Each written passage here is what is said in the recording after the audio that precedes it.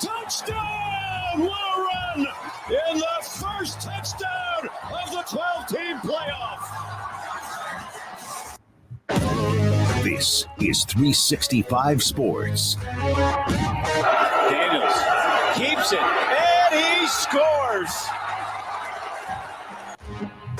365 Sports is presented by IdealMRI.com. High-quality MRIs for $497 or less. IdealMRI.com. Your health is important, so is your budget. Underneath, Smith gets to the corner. Money on the rise. Touchdown, Jeremiah Smith. 365 Sports is also brought to you by Texas Farm Bureau Insurance, protecting Texans since 1952. Johnson buys some time. There's the tight end again, rumbling towards the end zone, and the touchdown for Ancio. Remember when you had a guy, someone who could fix anything? They're still out there at Batteries Plus. With their quick solutions and expert advice on batteries, key fobs, and phone repair, Batteries Plus will have you in and out and on your way in no time. Batteries Plus, the experts in charge. Klubnik's going to take off. Klubnik with a touchdown. Now, here's David Smoak, Paul Catalina, and Craig Smoak. Here we go. Here we go as we head into another college football weekend. There was a game last night in the ACC. There are two Big 12 games tonight. And, of course, some bangers tomorrow as well. We'll get to all of that and more. David Smoak with Paul Catalina, Craig Smoak, Garrett Ross, Andrew Valade, and Brandon Rowe running the mothership. We appreciate you watching if you are on Twitter. A lot of people do. It's good to see you there. And then also on the YouTube channel in 365 Sports. So this is pretty good. We were going to start with the two Big 12 games tonight, and we'll get to those and discuss them. But how about this great news? Joey Foster reached out to me and sent this to me. And, of course, Garrett mentioned it. The Backyard Brawl, they're going to play, but now they're going to extend it as well. And they will have extensions from all the way from 2029 to 2036. The Backyard Brawl, which is a game I hope is always played every year, and they will at least do that starting the extension in 29. Yeah, this year is the last year for 4 years, and then 7 years straight. I think that one should be, I don't know, like it, especially as teams like the ACC is going to eventually go to 9 conference games. I'm sure when they get their, you know, the amount of teams in their conference figured out. If they go to 9 conference games, then everybody's going to do that kind of permanent rival non-conference. Well, this is just an easy one. Like, why not just do this? Because this will make both fans on either side happy. Well, and by the time they get to 29, who knows what's going on? But this 3 years, they'll miss it 26, 27, 28, and then get it back up again. Hell, this might be a Big 12 or an ACC game. Who knows at that particular time? But this is one of the great rivalries. They don't like each other. You win the game, that helps. If you don't, you're going to be pissing off your fan base. And, Craig, I love it when these extensions of these rivalries are at least moved into the future. Yeah, given the era that we're in, it's always good to maintain some level of history and tradition. And this one's history and tradition that goes back to the, late 1890s is when I saw the first year was 1895. So we're talking about well over 125 years, 130 years. I mean, good grief. That's special. And you don't want to just toss that to the wayside in the name of this weird realignment and all of the lack of tradition that college football is flinging upon us. So I think it's great news. I mean, it's not consecutive from here on out. There's going to be a little 3-year break, but they'll get back to it, and the bad blood will continue bubbling. And who knows where everything actually sits when this series gets into the early years of this new contract. I guess they could possibly be conference mates at that point. I don't think that's a given by any means either. No. So we'll just see when we get there, but it's not ever a bad thing for Pitt and West Virginia to play in football every year. So a game I think that WVU fans probably get more excited for than most of the Big 12 teams they play. I think absolutely they could, add Virginia Tech in there and really make them happy. But this is a good start, and this is a good step in getting some of that tradition and having that preserved on your schedule every year. Yeah. So, next year, West Virginia has Virginia in that spot, and then they've got kind of Southern Miss in 27, and in 28, they've got Tennessee. So, 1 out of 3 ain't bad. Yeah, and Southern Miss right now is in not a great place, but at the same time, that you're going to be in that area. That's not far from West Virginia. Tennessee, of course, right there on their doorstep, and so much more. It's Mississippi, obviously, much further away. So there we are, 29 through 36. That's locked in. The even numbered years will be West Virginia at home, and the odd number of years will be Pittsburgh at home. Yeah, you weren't saying Mississippi's not far from West Virginia. I heard that wrong, right? No, he said Southern Miss is Southern Miss. Yeah, is they've been under a bad way. No, I said that they're not right now. They're not who they. There was a time when Southern Miss was pretty good in football as far as close in proximity. Yeah, that's no, that's not close at all. It's like 12 hours away. No, Tennessee is obviously right there on their doorstep. So somewhat, a little bit. Yeah, West Virginia's in a weird spot where I think people think it's where it's not always like it's not. It's closer to Tennessee than it is to Mississippi, but it's not all that close to Tennessee either. But yeah, it's closer to Pitt, that's for sure. That's actually that's regional, super regional, and this weekend's game will be interesting. I mean, coming off of these first couple of weeks, I think West Virginia was just glad to get a win in Rich Rod's return, and then last week happens, and it's kind of like, where is this thing here in 2025? But you beat Pitt, and any sour feelings from last week will immediately go away for a while, because that would be a big, big win for the program and for Rich Rod. Yeah, and of course, they start Big 12 conference play not this week but next. But it's like that game with Pittsburgh is better. Like, I agree. They probably take that game more serious or more passionately than any other game they play within the Big 12. There's great games tonight in the Big 12. I don't know if they'll end up that way, but I'm looking forward to these. Getting home tonight, I don't have a high school game. I had one last night down in Austin, but it is Houston and Colorado. Dion and the Buffaloes headed into Houston. Here's the game day. TDECU Stadium. Be on ESPN tonight. It will be a 6:30 kickoff, and there were notes about the attendance and ticket sales. Robert Baldwin has been updating everybody on this. Chris Baldwin has been updating everybody on this, and there were tickets still available. 40,000 is at what would be pretty much capacity. I saw Sam Kahn make a comment. They have to have this one sold out. Friday night, Dion in Colorado, Houston with a nice little uptick of emotions and confidence because of what Willie Fritz is going to bring to the table. And so that is where they are. And that's been a while. So maybe between then and now, they have sold an extra 3,000 or 4,000 tickets. So I look forward to that game tonight. Yeah, I hope they get to the sellout. I do think that, without the Heisman Trophy winner and Shadur Sanders, maybe Dion's not as big of a draw by himself, and Colorado's kind of middle of the road right now.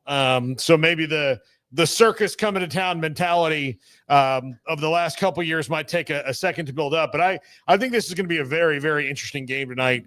And I'm curious to see how it shakes out given Colorado's quarterback situation. Where will we see that Houston is offensively? Defensively, I don't really worry about them. But offensively, are they a team that can run with a team like Colorado if Colorado kind of gets hot on offense and moves the ball like they've been capable of in the past. I'm super curious about how this goes. Yeah, I think it's disappointing. This should be sold out. And if you had like a fan base that was a lot larger and more of a college town, maybe it would be. But I do think that's kind of the struggle of Houston is, you live in a big city and not everybody's necessarily your huge fan. So they're Longhorns, Aggies, hell, even Bears and Frogs and what have you. It's an eclectic mix. So, I find that in a city of that size, it's your town. Like, I know it's not Houston's team per se, like I'm getting at, but with Dion rolling in, a Friday night, a national spotlight, like what do you need to show up if you're a Houston fan, So I'm sure there's reasons as to why. I'm not trying to like give a hot take on the fan base by any means. Just saying, like, that's kind of disappointing that they're still selling tickets, but I understand it's also times are tough for people. So that could be playing into it as well. I'm certainly realistic about that. So hopefully by game time, there's nary a ticket left and there's a jam-packed house for what should be a really interesting game that tips the scales for one team in one direction and for the other in another direction, because you're going to eat your first loss in the Big 12. And I don't think either one of these teams can really take themselves too much of a hole early on. So it's an important win for whoever gets it. Maybe if they can get themselves in a bowl game, which I think Willie Fritz and company expect more than that, as most coaching staffs do, but I think he expects to turn that corner better this year than last. And then you get that 5-star quarterback coming in and Henderson. Yeah. Maybe that ignites some excitement that it's your guy that you're going to go watch. It's a town. How big is Houston? 3-4 million? I don't know if it's that. No, it's at least that. Okay. I think. So you have it's way. I guess I'm thinking of like probably whole Houston as a total. Houston like proper is like 2.4 million. Yeah, there's like 3 or 4 million around overall. The metro population is 7 million. Oh yeah, it's a huge, it's a monstrous place. Now, I guarantee you, and this is no shot against Houston. I hope they do well tonight. Hope they do well under Willie Fritz. I bet 80% of the people don't know that game's even going on.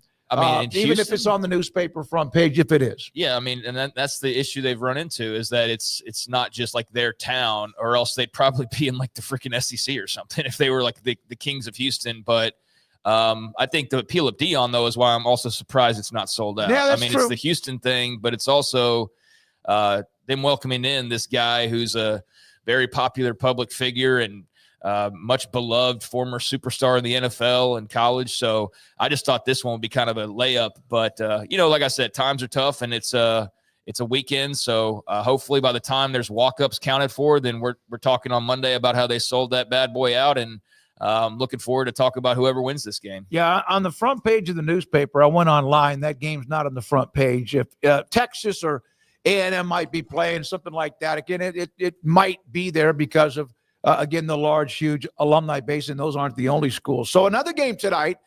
Oh, man, Kansas State must win? I would think so after a 1-2 start, losing to Army after the loss to start the year against Iowa State.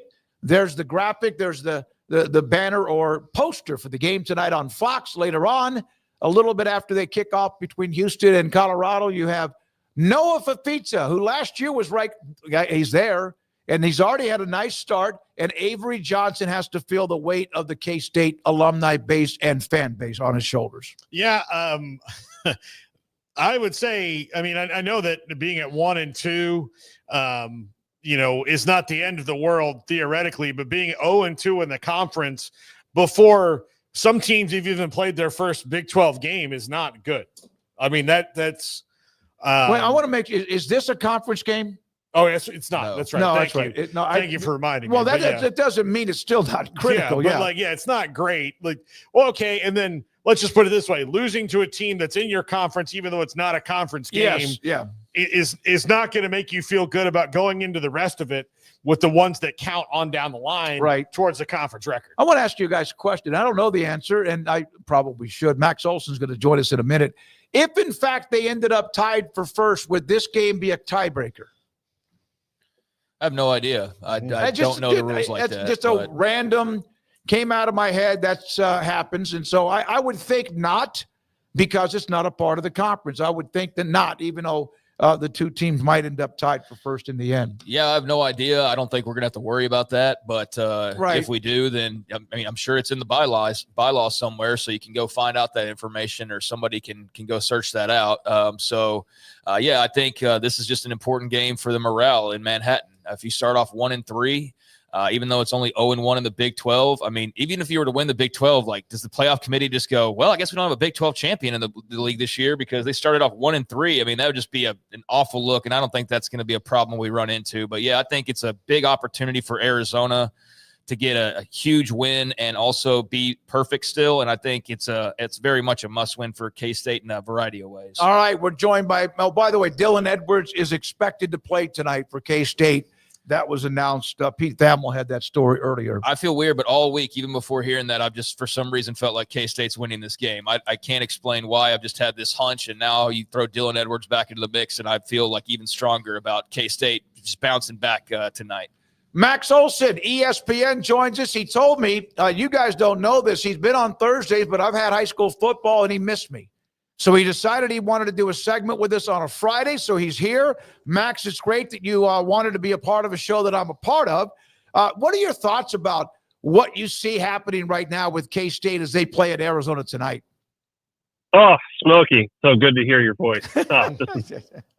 This is much better. No, I think you guys hit it on the head. In fact, I went to that game last year in Manhattan, which was kind of a funky non-conference game, and Ted O'Mcmillan was fantastic, but really Arizona did not have much else going on.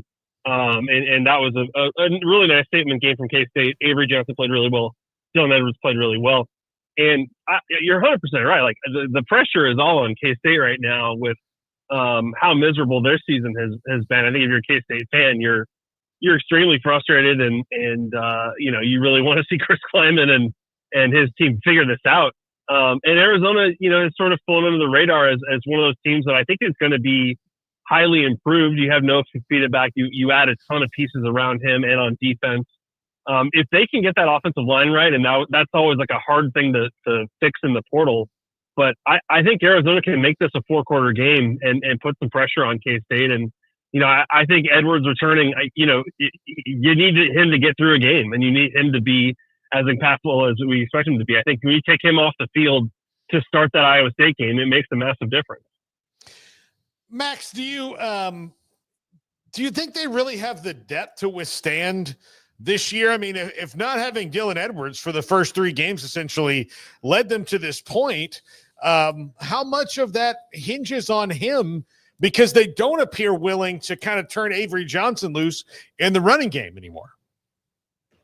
Yeah, and I think that's probably from the fan side of it. I'm sure there's a ton of frustration and finger pointing at Matt Wells and the offense so far. And I think part of it is, like, you got to remember, there still needs to be growth for Avery Johnson. He's still far from a finished product, and he's been pretty inconsistent as a starter. I think I've been at some of his games like Colorado last year where you're like, wow, he can take over a game when he's locked in, when this team has a little bit of like momentum and juice. But as we've seen early on this season, man, it's just like everything is so difficult for that team. And so, you get in these games where it's like a real nail biter against opponents where it shouldn't be that close. So, they easily could be winless to start this season. K-State's just got to figure out a way to just really reset here and get serious as they get into Big 12 play, because, guys, you remember last year, Oklahoma State, Utah were supposed to be among the best in the conference. Like, you can easily go from the top to the bottom of the standings here if a few things go wrong for you. Max, so we had the news, tomorrow's backyard brawl, Pitt and West Virginia lost a little bit of its luster when the ears fell last week, but they announced they're extending the rivalry. They're going to have a 3-year gap after this year where they don't play, but then they're going to resume it. How nice is it just to have some tradition being maintained in this day and age, as simple as that sounds? Yeah, I think it's what we all want to see. I think you saw how awesome Kansas, Missouri was last week. Like, we want as many of those types of games as possible in non-conference play. And yeah, I think there's downside to having multiple Power 4 non-conference games on your schedule every year. But and West Virginia's probably played too many of them in the Neil Brown era, which is challenging. But like, I think you want to see as a fan base, as you end up in these conferences that have you traveling all over the country. I think you want to see those locking in those rivalry games that actually matter against fan bases you actually hate as much as possible. So that's awesome news. I'm glad that Ren Baker was able to work that out. Yeah, I am too. Max, is it too early to see? I know what Mateer's done at Oklahoma. Is it too early to start calculating who are the best transfer pickups in the season? I have a piece today on ESPN.com breaking down 10 guys that have really impressed me so far. Put Mateer at the top of that list. And I don't know where John Mateer is going to end up in terms of like the Heisman race and all that kind of stuff. Like, obviously, team success is a big piece of that. But in December, among all the guys that were in the portal, kind of expecting that he could have a chance to, really be a season-changing, like program-changing type of player. And I think we're seeing that so for Oklahoma. That team's far from perfect, and they still have a lot of growing to do. But gosh, in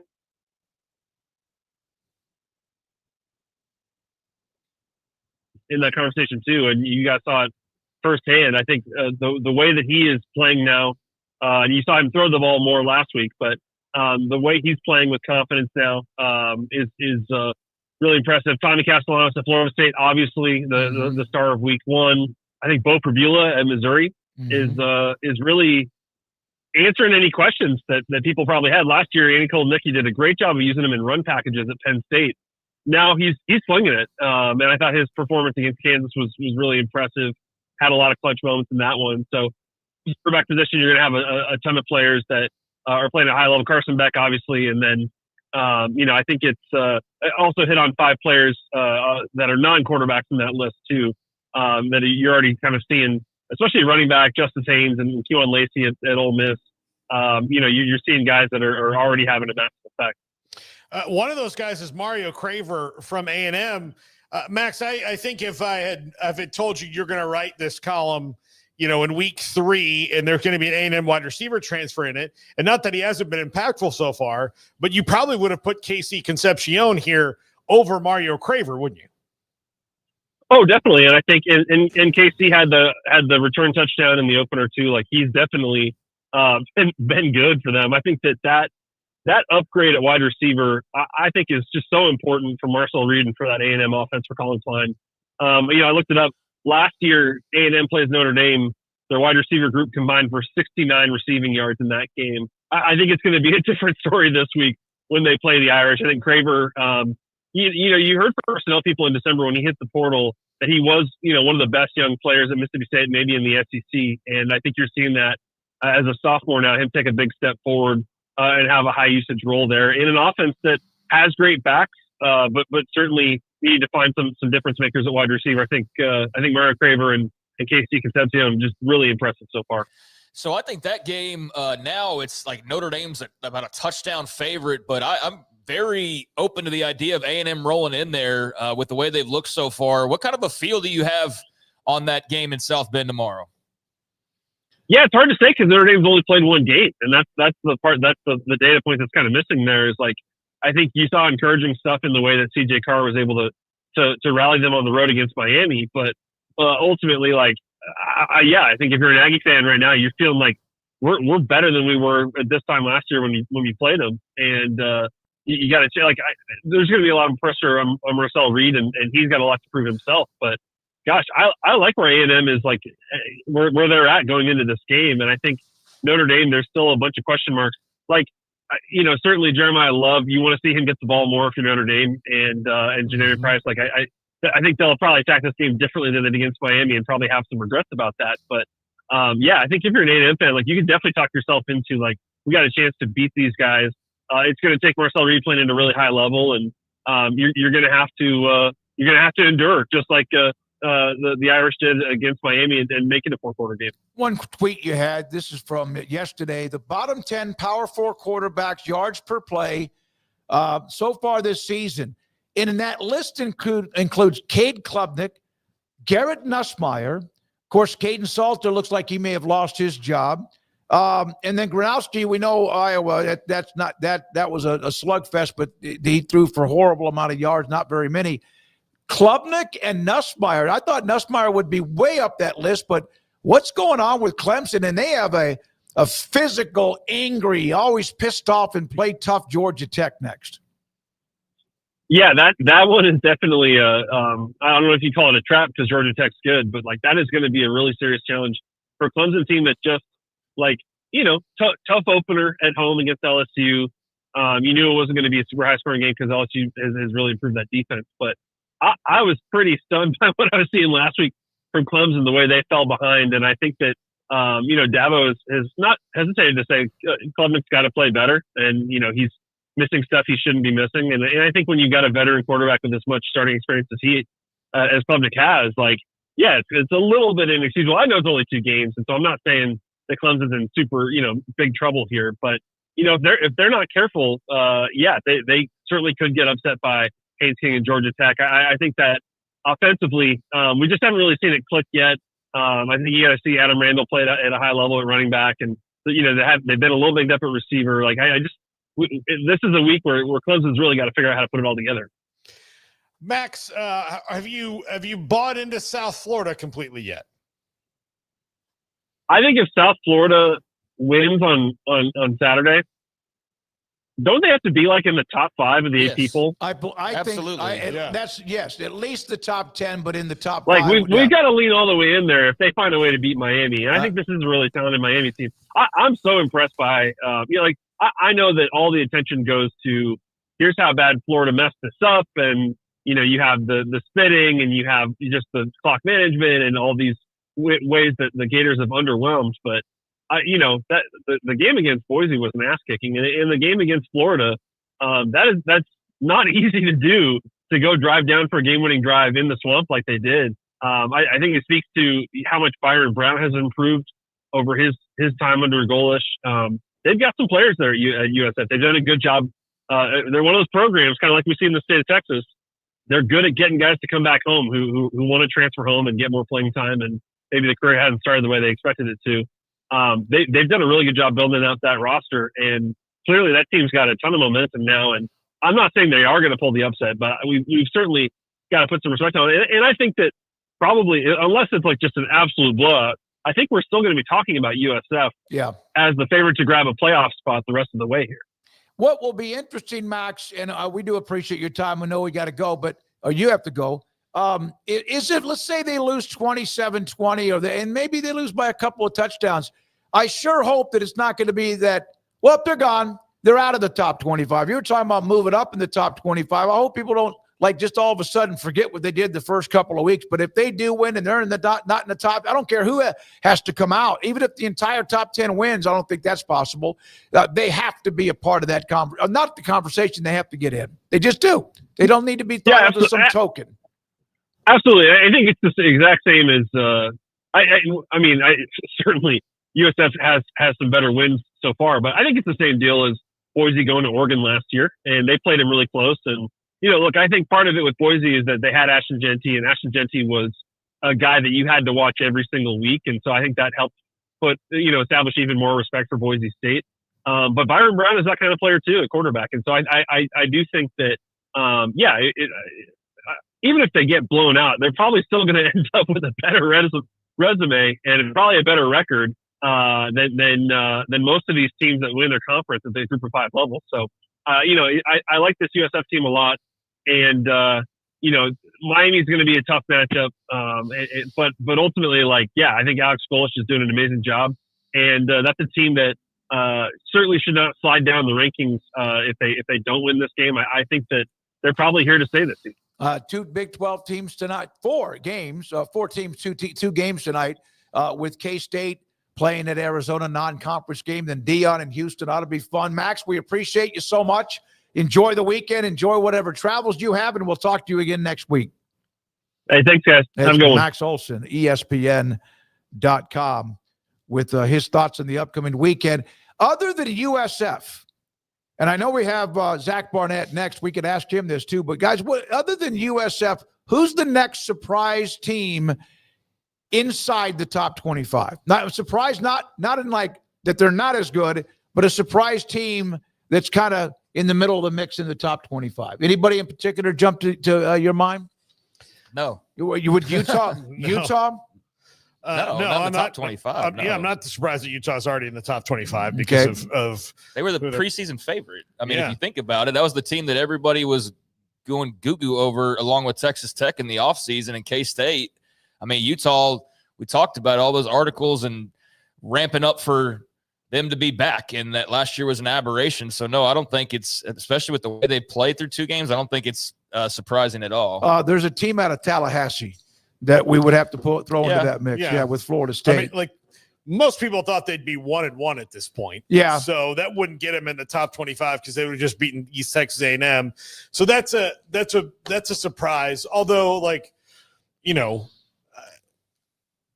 like no one saw them beating Alabama. If they would have lost 27-24, they would still be like receiving. They wouldn't even be receiving other votes. Yeah. So that's a team. That's why I thought about that. And of course, Illinois has been very impressive to start the year up inside the top 10. All right, Zach Barnett, footballscoop.com is next. We have some other player availabilities for the upcoming weekend in the NFL. An SEC team has canceled future non-conference games and more. All of that, and this is 365 Sports. Petty Clinic, LowT.com. Dr. Ken Petty can help you perform the way you want, and here's how. As you get older, upper 30s, especially in the 40s, and then if you're fortunate, you're not one out of every 3 or 4 men that have symptomatic issues of low testosterone, he can help you if you do. Symptomatic issues that gets almost all of the attention is your sex drive and also your performance. It's not working the way it used to, and it could be your low T. It could be your testosterone levels too low, but it also has to do with energy, focus, and of course that affects a lot of different things, sleeping habits as well. So Petty Clinic, LowT.com can help you out. Tell them I sent you, contact them online and say, you know, you can even say, I heard Smokey talking about this, or I'm not so sure. How do I know? I don't feel right. I'm okay, but I feel a little bit, How do I know if it's my testosterone? He will set you up to get your blood work. He will get the results. He and his staff will contact you, and if it is your level too low, they could put you in a program to increase your testosterone level so you can become the high-performance man that you want to be, need to be, and used to be 10 years strong at pettycliniclowt.com. My go-to guy. Can you fix my smartphone? Yes. Do you have car batteries? Yeah. What about golf car batteries? Of course. Battery from a T-fob? Absolutely. My boat? Huge variety. Toy boat? Sure. Motorcycles? You bet. My apartment building? Whole building. Do you have batteries for my party lights? Yeah. Batteries Plus, the experts in charge.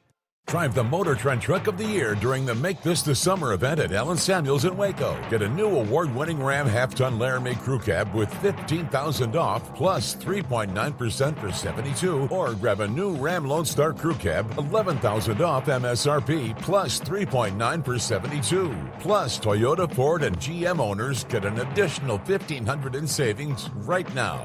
Allen Samuels in Waco. Come by. Let's be friends.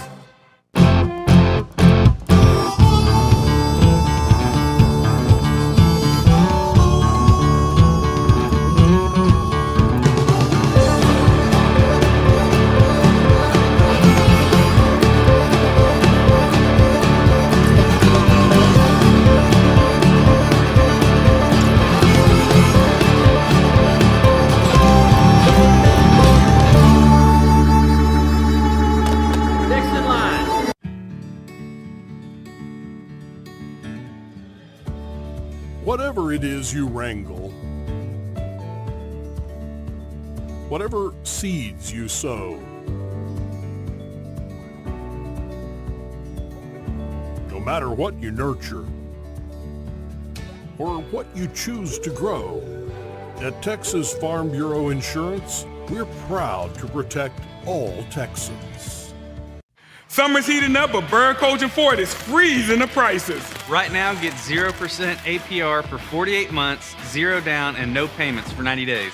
Cool off with us in our freezing showroom and catch a hot deal before summer's over. Whether it's an F-150, Explorer, or Escape, we've got the perfect deal waiting for you. Whew.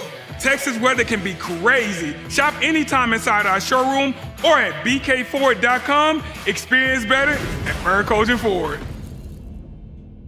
As my go-to guy, can you fix my smartphone? Yes. Do you have car batteries? Yeah. What about golf cart batteries? Of course. Battery from a G-Fob? Absolutely. My boat? Huge variety. Toy boat? Sure. Motorcycles? You bet. My apartment building? Whole building. Do you have batteries for my party lights? Yeah. Batteries Plus, the experts in charge. This is 365 Sports. The 3 o'clock hour is sponsored by Waco Custom Marketplace. Meats, sweets, Texas treats, and a cut above the rest. 425 Lake Air Drive, Waco.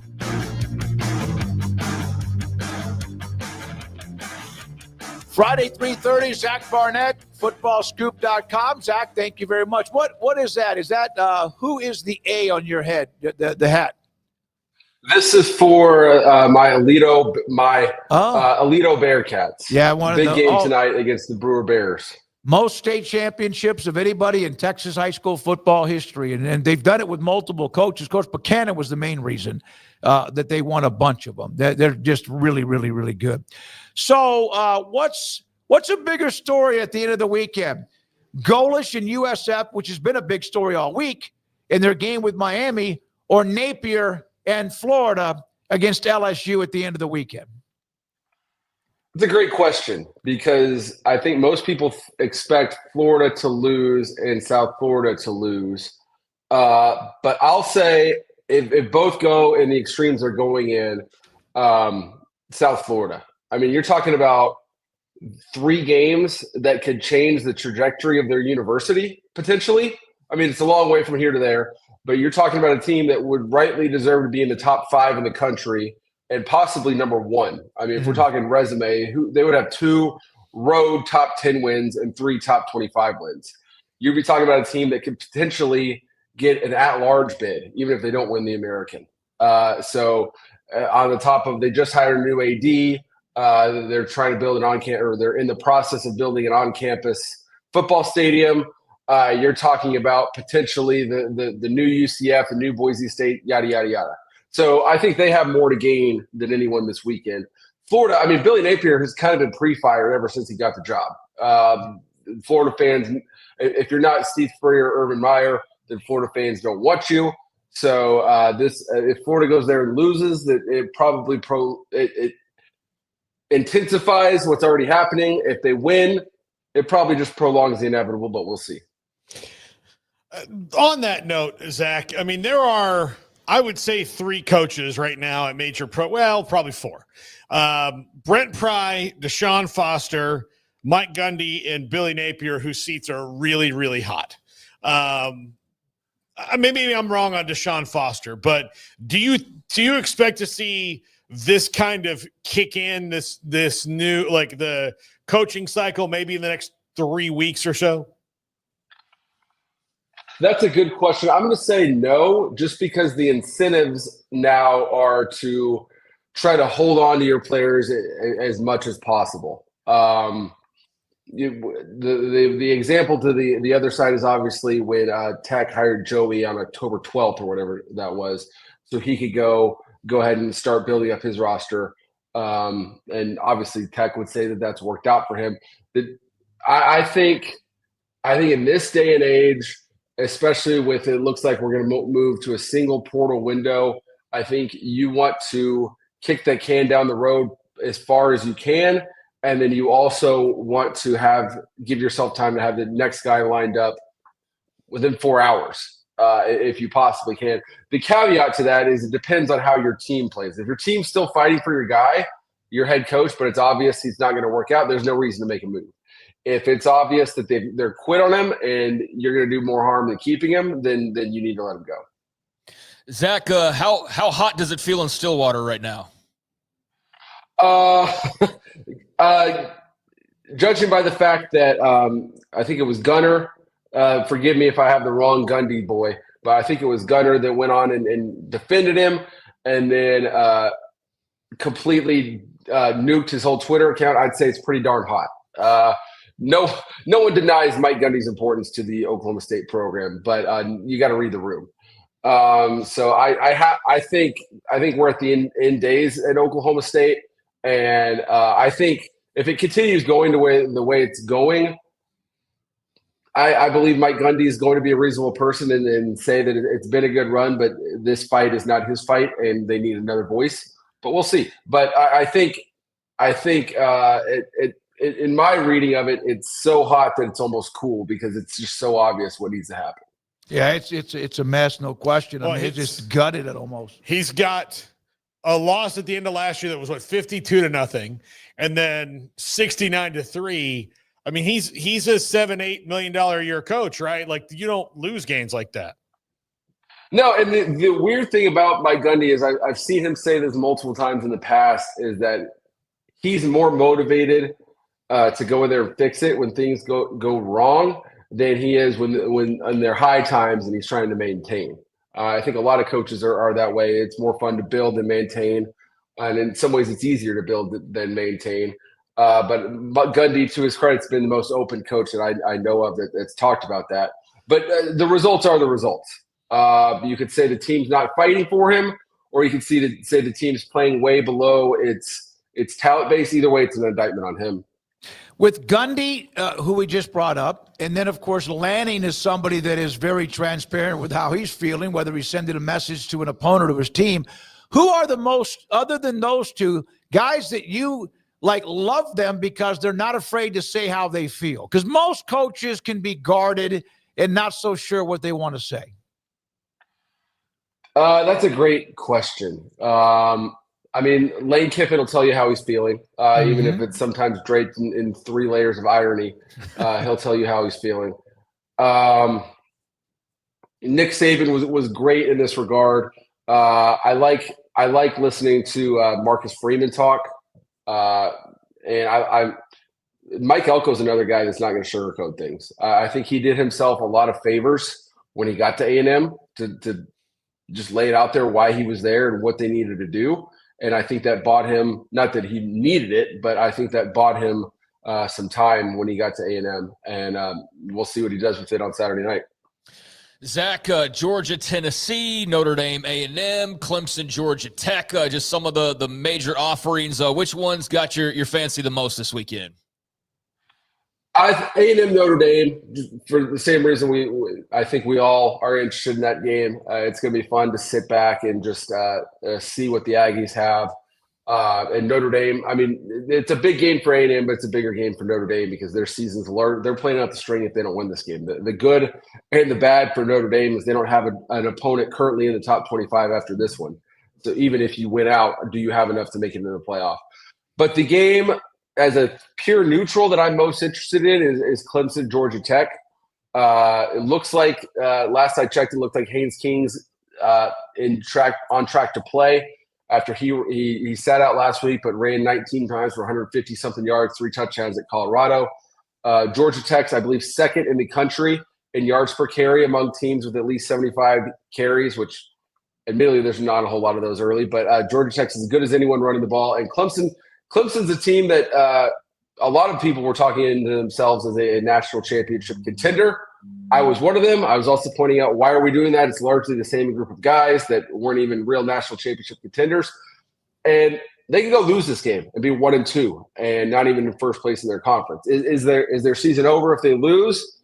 No, of course not. But they would return immediately to where they were of top 15 team at best. And I think Georgia Tech has a great shot to win that game. So the story John Bryce wrote, it's on your site, footballscoop.com, about Joe Battaglia. Share a little bit about the story of, it says, from bartender to ball coach, meet one of the college football's youngest head coaches. Yeah, I think it's funny because Dan Lanning is kind of the star of the industry right now, and his story is so interesting because he was a coach in Kansas and then got in, started working in GAing for free, and now he's at the top of the sport.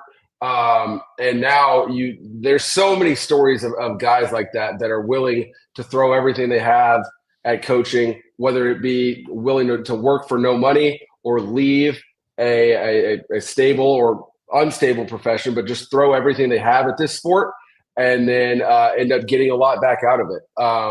So I think his story is really inspiring for whether you're in coaching or not. So I encourage everyone to go look it up. Joe Moglia, of course, is a guy that kind of helped find him as well, too. So that was pretty cool. Paul, anything else for Zach? One more? Zach, what do you think what's your biggest surprise this weekend that you think is going to happen? Biggest surprise. We're already down this road, so I'll go ahead and say it. I think Georgia Tech knocks off Clemson and returns Clemson to where they were, and Georgia Tech announces itself as not a national championship contender, but very much a team that if they get into the playoff, that you absolutely do not want to be locked into a room with them. You said earlier, you meant to say, and you did, that Haynes King was on track to come back. But if you would have said Haynes King is in traction, that wouldn't have been a surprise either because of how physical the guy is in beatings that he takes. Yeah, it's kind of his gift and his curse is that in a one-game scenario, he's an absolute nightmare to play against because he's a linebacker playing quarterback. But you only have to play against him one time. He has to play that way. He didn't play last week, but in theory, 12 times a season and hopefully ACC championship and on it goes. So it's kind of the same story with John Mateer. He's a guy that John Mateer is a little bit undersized compared to Haynes King, but puts it all on the line. So in one game, it's great, but he tends to wear himself down more than he wears his opponents down over the course of an entire season. No, there's no question about it, man. He's phenomenal. Love watching him play, and we have Pick'em, and I have Georgia Tech winning that game. The bloom is off Clemson's rose. Alito tonight playing Fort Worth Brewer. They will win that by 40 plus or so. The Bearcats will roll to a win tonight for Alito, the team with your hat on you're wearing, Zach Barnett. I agree. It's this Alito team, their quarterback transferred over the offseason, so they're trying to figure it out. I think they might not have 100 passing yards through 2 games total so far, but they're the Alito Bearcats, and all they do is win. So they've got wins over Denton, Geyer, and Lancaster to start the season, and I expect them to roll the poor Brewer Bears tonight. No question they will. Thank you, buddy. Zach Barnett, footballscoop.com with us on 365 Sports, wearing the Alito Bearcats golf hat, or just cap that he's wearing. When we come back, right around the corner, we have Edgar Thompson, who covers Florida. Later in the show, Samford, an FCS school out of Birmingham, Alabama. When we've had Hal Mummy on, although last time we had him on Monday, it was quite the adventure. But Chris Hatcher, the head coach at Samford, is one of the fathers or part of that lineage of the air raid. He will join us at 5. We have much more to come, and this is 365 Sports. The Baylor Club inside McLean Stadium, I-35, about a little over a skosh over a mile from where we are in our studio, just west of I-35. And the Baylor Club coming up, yes, with a home game tomorrow, celebrating 11 years, and they will always have a full throttle experience for you, and the atmosphere, the drinks, the food, and more, and some entertainment too, just outside McLean Stadium. The club is inside McLean Stadium. It's a club where you can join and have great lunches and dinners and brunch and all that, and even go to luncheons and banquets and more. But it's also on game day what you would expect. The Baylor Club will throw a heck of a party right there at Knox Hall, the tailgate. That is tomorrow. Game is at 11 o'clock. And then the following Saturday, they'll have it set up for the game against Arizona State on a Saturday evening. That's a great place to be a part of as a member. They also are a member of Club Corps. So if you join the Baylor Club, it gives you a little bit outside of what they do as a club to dine and enjoy and have drinks for golf as well around the country. The Baylor Club. Nick Colwell, the new general manager, has been there now for a couple of months inside McLean Stadium, I-35 in Waco. Big savings are waiting at Allen Samuels in Waco. Drive off in a 2025 Jeep Wrangler Sport for just $29,990, or grab a new Jeep Compass Latitude for only $26,700. The road and trails are calling. And wrap up your summer in style with the Make This the Summer event at Allen Samuels Dodge Chrysler Jeep Ram. Come by. Let's be friends. Let Camille Johnson Realtors guide you seamlessly through the process of buying your dream home or selling your current one. Commercial, farm and ranch, or residential, Camille Johnson Realtors can smoothly and successfully lead you through any transaction. With a team of 28 experienced agents who are excited about serving you, Camille Johnson Realtors services the entire greater Waco area. If you're in the market to buy or sell, contact Camille Johnson Realtors, 104 Midway Center in Woodway, or find them online at www.camillejohnson.com. Camille Johnson Realtors, elegant, charming, warm. Welcome home. Pizza, burgers, and Bears football. There's no place around Waco that serves them all other than Bubba's 33. Come show your green and gold and enjoy some of Waco's best food and beverages while watching your favorite team, the Bears. When real Bears fans get hungry, Bubba's 33 is the #1 spot for ice-cold drinks, hand-stretched, stone-baked pizzas, and bacon-infused burgers. Join us for indoor or patio dining. Bubba's 33, Waco's restaurant and proud supporter of Baylor Bears football. Sick 'em, Bears. Don's Humidor, your home with a 48-foot walk-in humidor with the elite cigar brands from around the world, including the #1 cigar of the year, Aging Room Cuatro Nicaragua. Plus, they have the great brands like Macanudo and Artur Fuente, Rocky Patel, Aston, and so much more. CBD, great for sore muscles, aches and pains, sleep, Vita Dreams, and anxiety, mild depression, general health and wellness. Their staff very knowledgeable on the subject. Don's Humidor in the Townwood Shopping Center off Valley Mills in Waco. Ready to take your business to the next level? Carrion Solutions has got you covered. We deliver world-class IT consulting, including Quest On Demand and Migration Manager, M365 and Exchange migrations, Active Directory assessments, security hardening, and Windows Server upgrades. Our experts specialize in consulting, monitoring, support, and managed IT services. We promise vision, professionalism, and unbeatable value. Satisfaction guaranteed.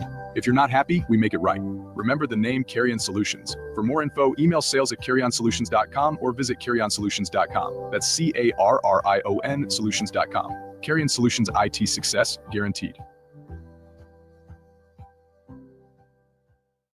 At Ideal MRI, we feel blessed to be part of the Waco community. We're a small family business here in Central Texas. At times like this, the cost of healthcare has never been more important. And unfortunately, significant illnesses and injuries still occur. And that's why Ideal MRI is open and here to serve you through this difficult time. So if you need an MRI, ask your doctor about Ideal MRI. You can schedule online in minutes at idealmri.com or call 833-IDEAL-MRI.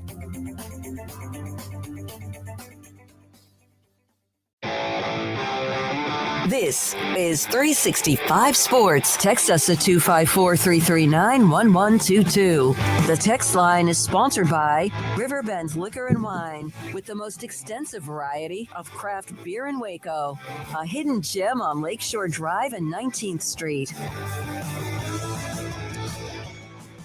We've got some injury updates for this weekend's game. So if you are of the gambling type, or if you just want to know, but some of the bigger games this weekend, Bama and Wisconsin, which I really wish was bigger than it was. I wish Wisconsin was better. We don't jury's maybe out on Bama a little bit after the first week, and then last week, I don't know. But Jam Miller and Tim Keenan are likely out for Alabama against Wisconsin, but Ryan Williams, who was in concussion protocol last week, is likely to play. Tennessee and Georgia is the other big thing.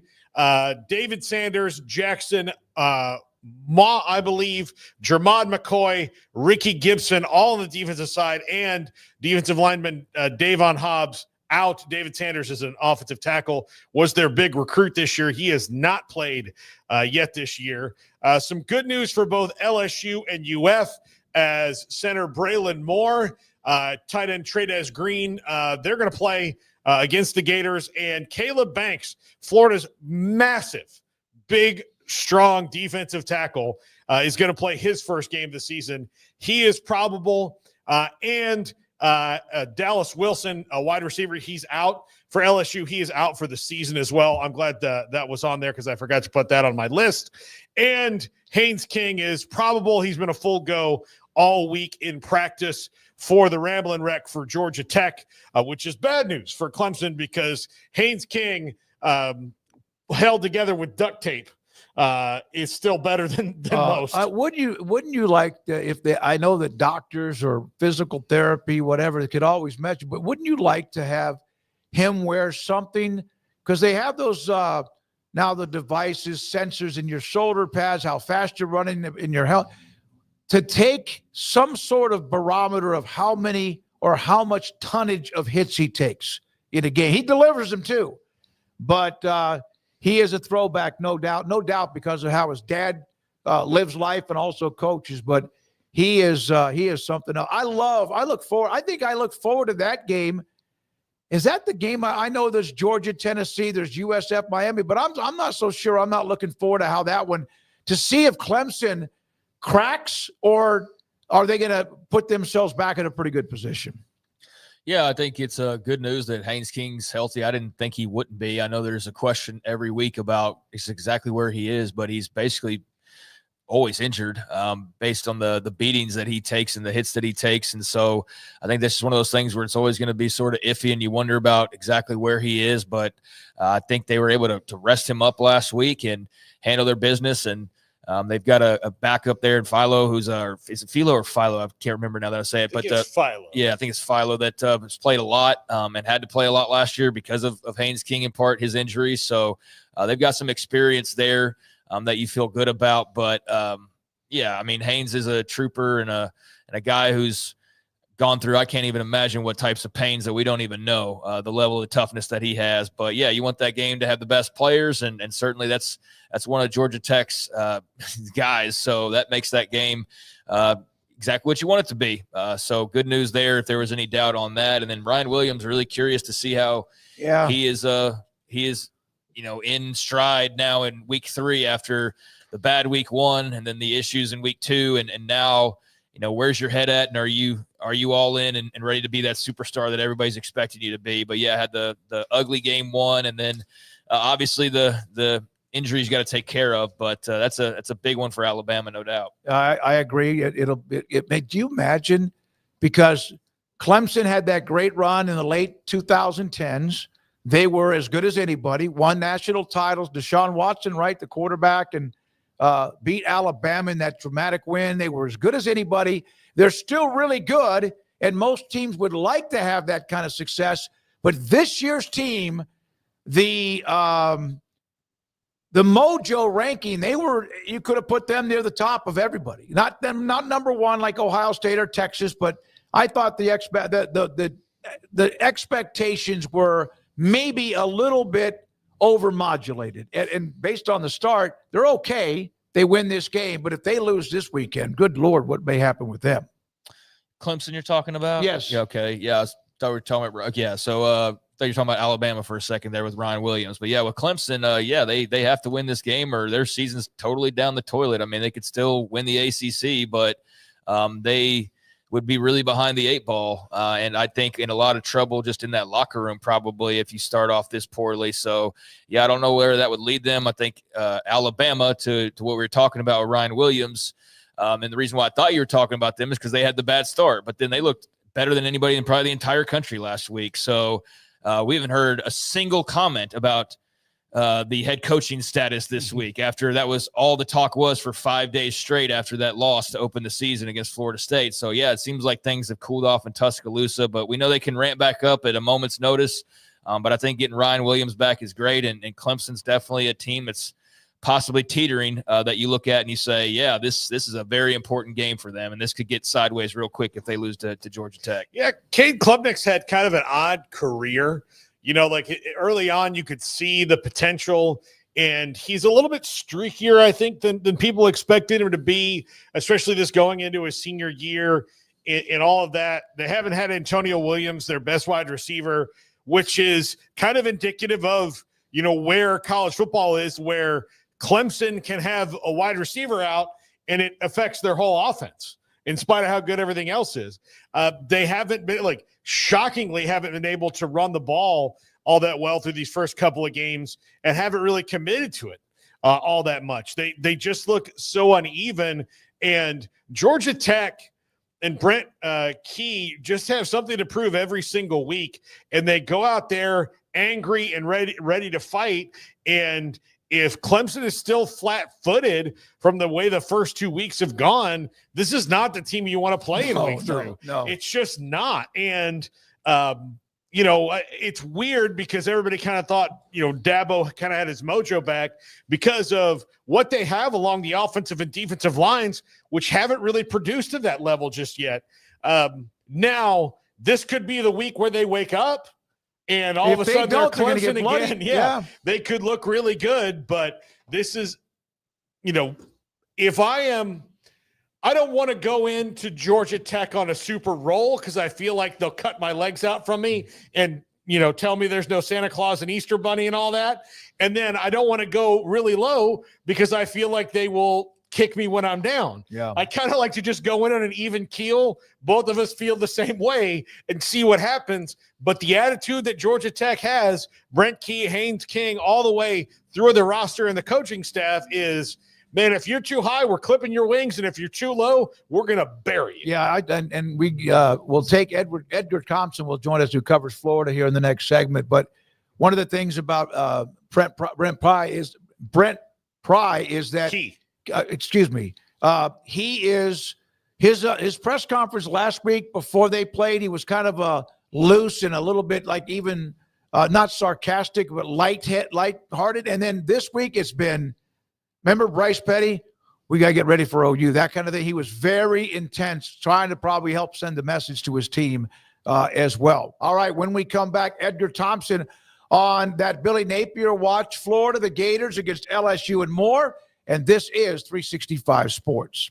Alan Samuels, Dodge Chrysler Jeep Ram Fiat, 0% financing for 72 months. This was just announced yesterday, is back. All 2025 Ram 1500 light-duty trucks qualified for that 0% for 72 months. Or you can take the rebates that can be combined for 3.9% for 72 months. Here's an example. 2025 Laramie 1500 crew cab, $16,000 off, and get 3.9% financing for 72 months. Or you can go back to the original 0% financing for 72 months. So get $16,000 off, and then it's 3.9% financing for 72 months. What about the 2025 Lone Star 1500 crew cab? $12,000 off and get 3.9% financing for 72 months. A 2025 Jeep Grand Cherokee 3-row, 0% for 60 months, or a Jeep Grand Cherokee 2-row costs $31,995. It's there right now. They'll be open tonight. They'll be open tomorrow. Ted Teague, general manager and CEO, and David Gray handles the entire sales department there for you, along with a bunch of cars, trucks, and SUVs. Alan Samuels, Loop 340 east of 84 in Waco. Alan Samuels House of Travel is a full-service travel agency with highly experienced travel consultants plus support staff with over a combined 150 years in the travel business. They are ready to take care of any travel situation for you, your family, and your business, and with the kind of knowledge to complete a seamless itinerary trip start to finish. They will search for the best deal to accommodate your budget, from air to cars, ship to shore, hotel, and even meeting space. Name a destination and they've been there. They know the places to go, and international and missionary travel is one of their unique specialties. Alan Samuels House of Travel, celebrating 50 years in business. Call Connie, Sherry, Linda, or Bambi at 254-776-2560, or find them on Facebook or at houseoftravelwaco.com.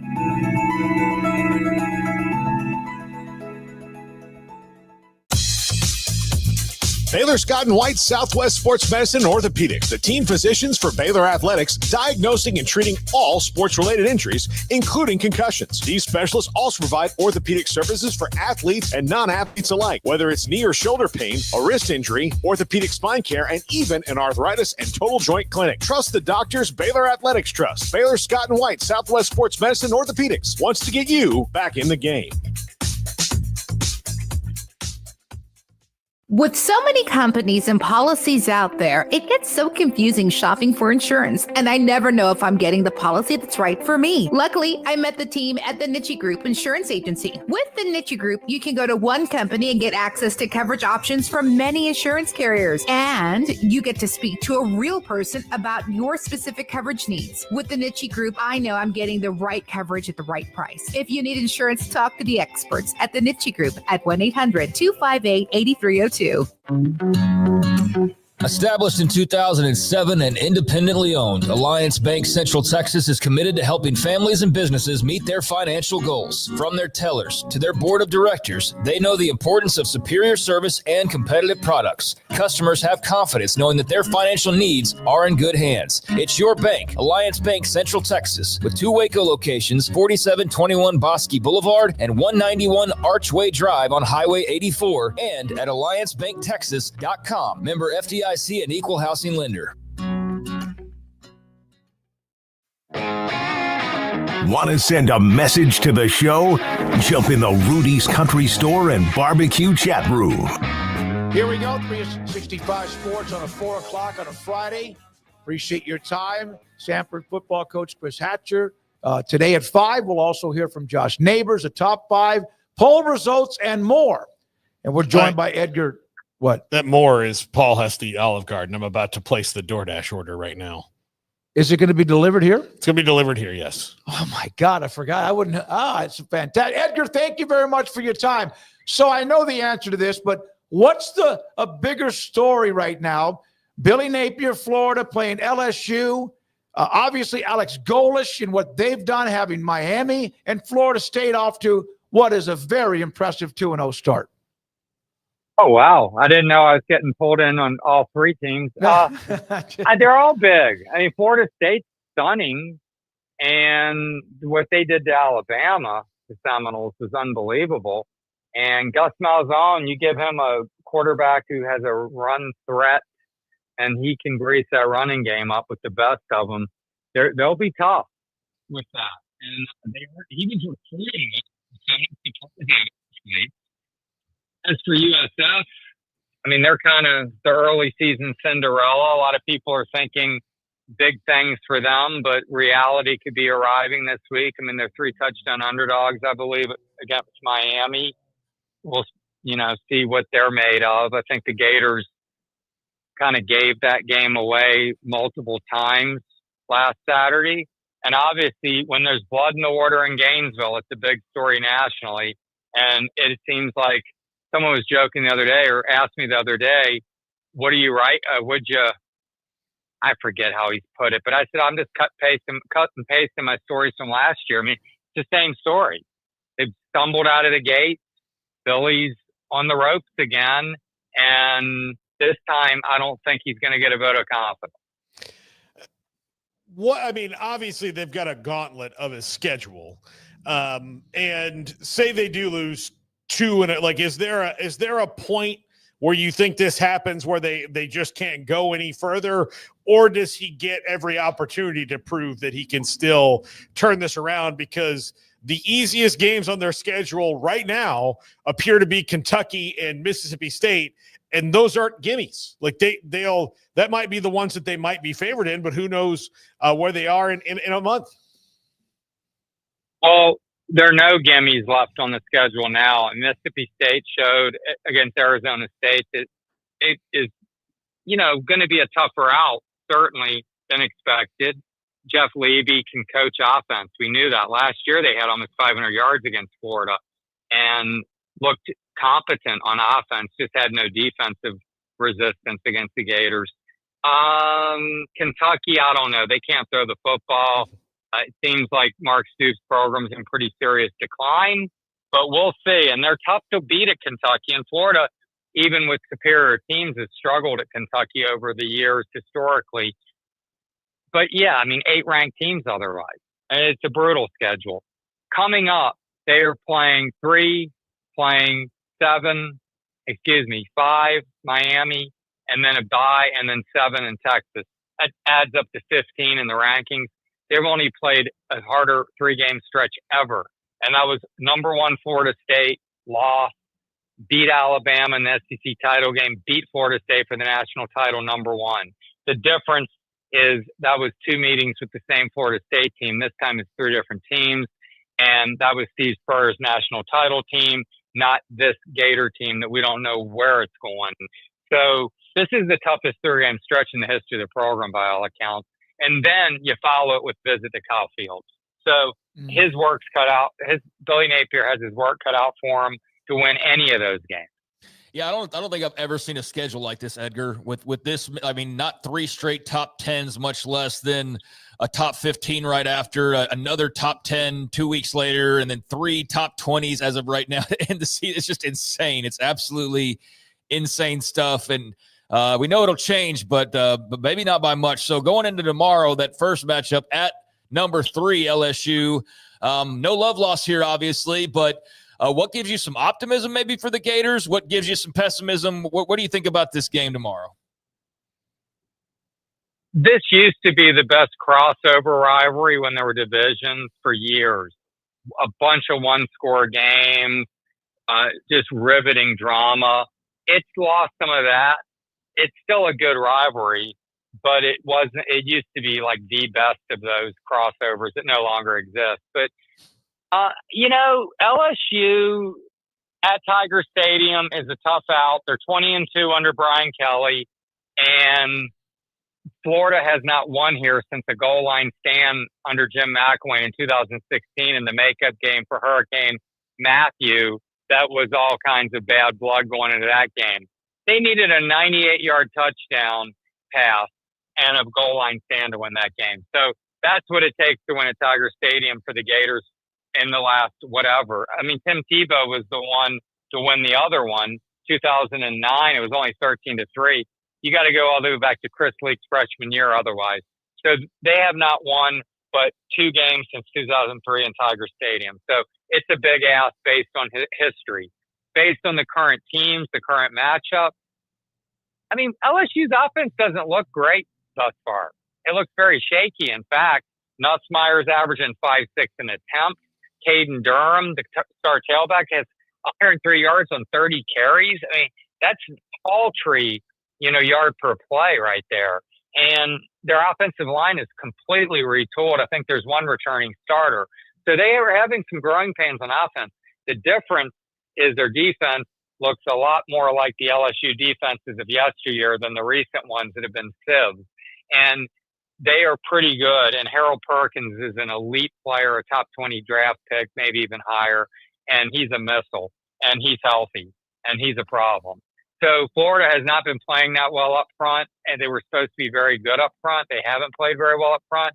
They had a bunch of penalties the other day. Every position on that offensive line had a flag against it. A couple were substitutes, but nonetheless, that's not good. They need to play a lot better up front, create opportunities for Jaden Baugh, who's an elite tailback talent-wise and production-wise.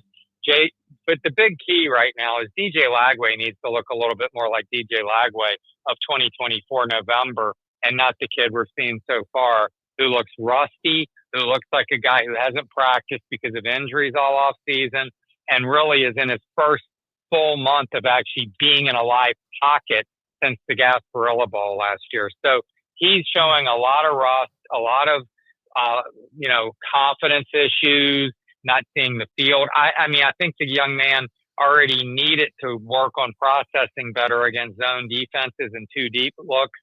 And his accuracy in the short to intermediate passing game wasn't great last year anyway. He's excellent at making those long throws, dropping it in tough areas. But you can't just expect a guy to come knock the rust off and start making elite throws if he hadn't even been playing. Edgar, look, last year at the beginning of the basketball season, Todd Golden was mired in this Title IX investigation, which when we had you on last year, we talked about how it gave a little bit of cover to Billy Napier in that it gave him some time to make the quarterback change and, kind of build some momentum into 2025. How does Billy Napier channel that to keep the noise away from his team, because Todd Golden, he was essentially still pretty new to the job. He hadn't won the national title yet. If a couple more details go a different way in that, then Florida has a big problem at basketball coach. Now it went the other direction completely and they won the title. So how do they close out the noise in the locker room that everybody's starting to hear all over Gainesville?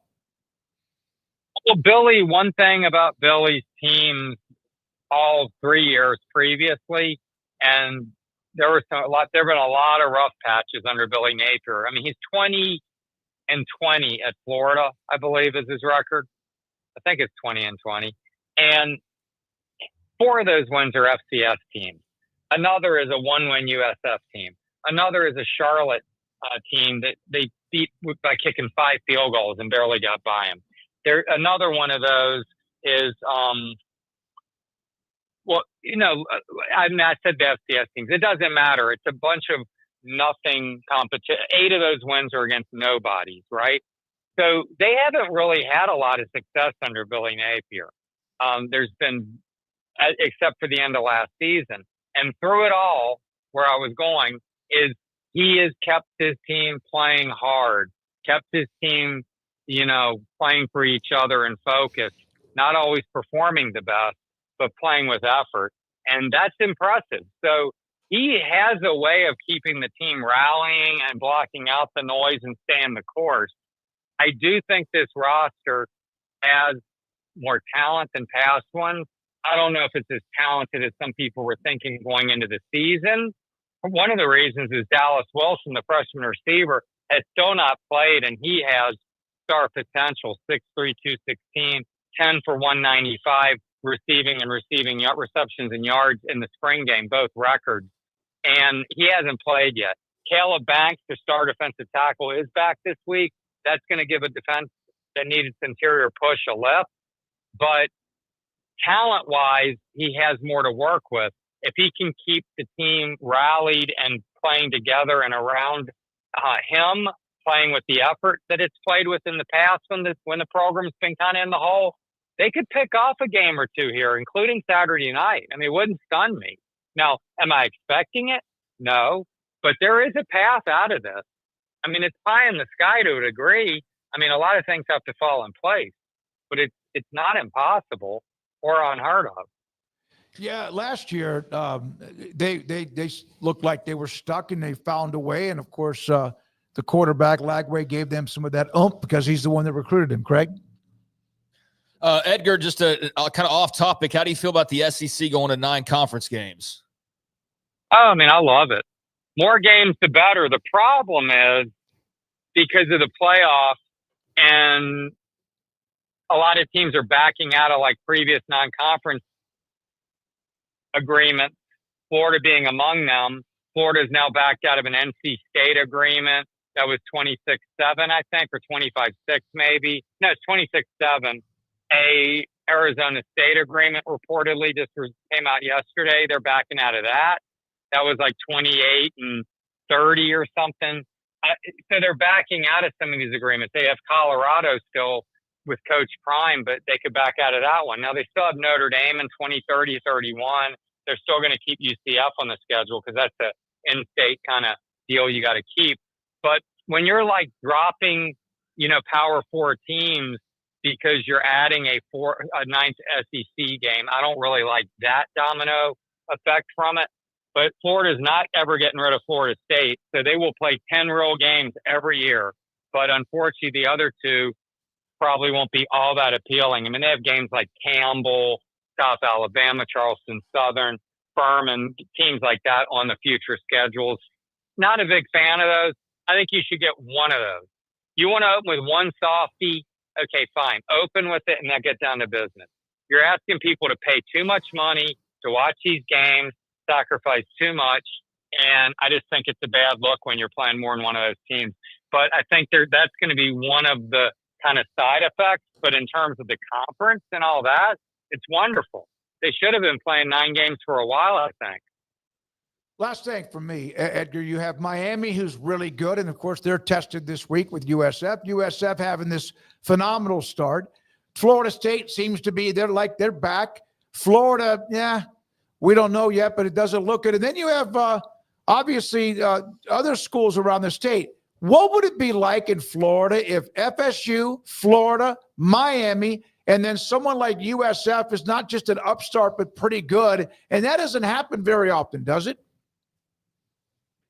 No, and UCF has Scott Frost back. It's rebuilding big time currently, but look what he did in 2017.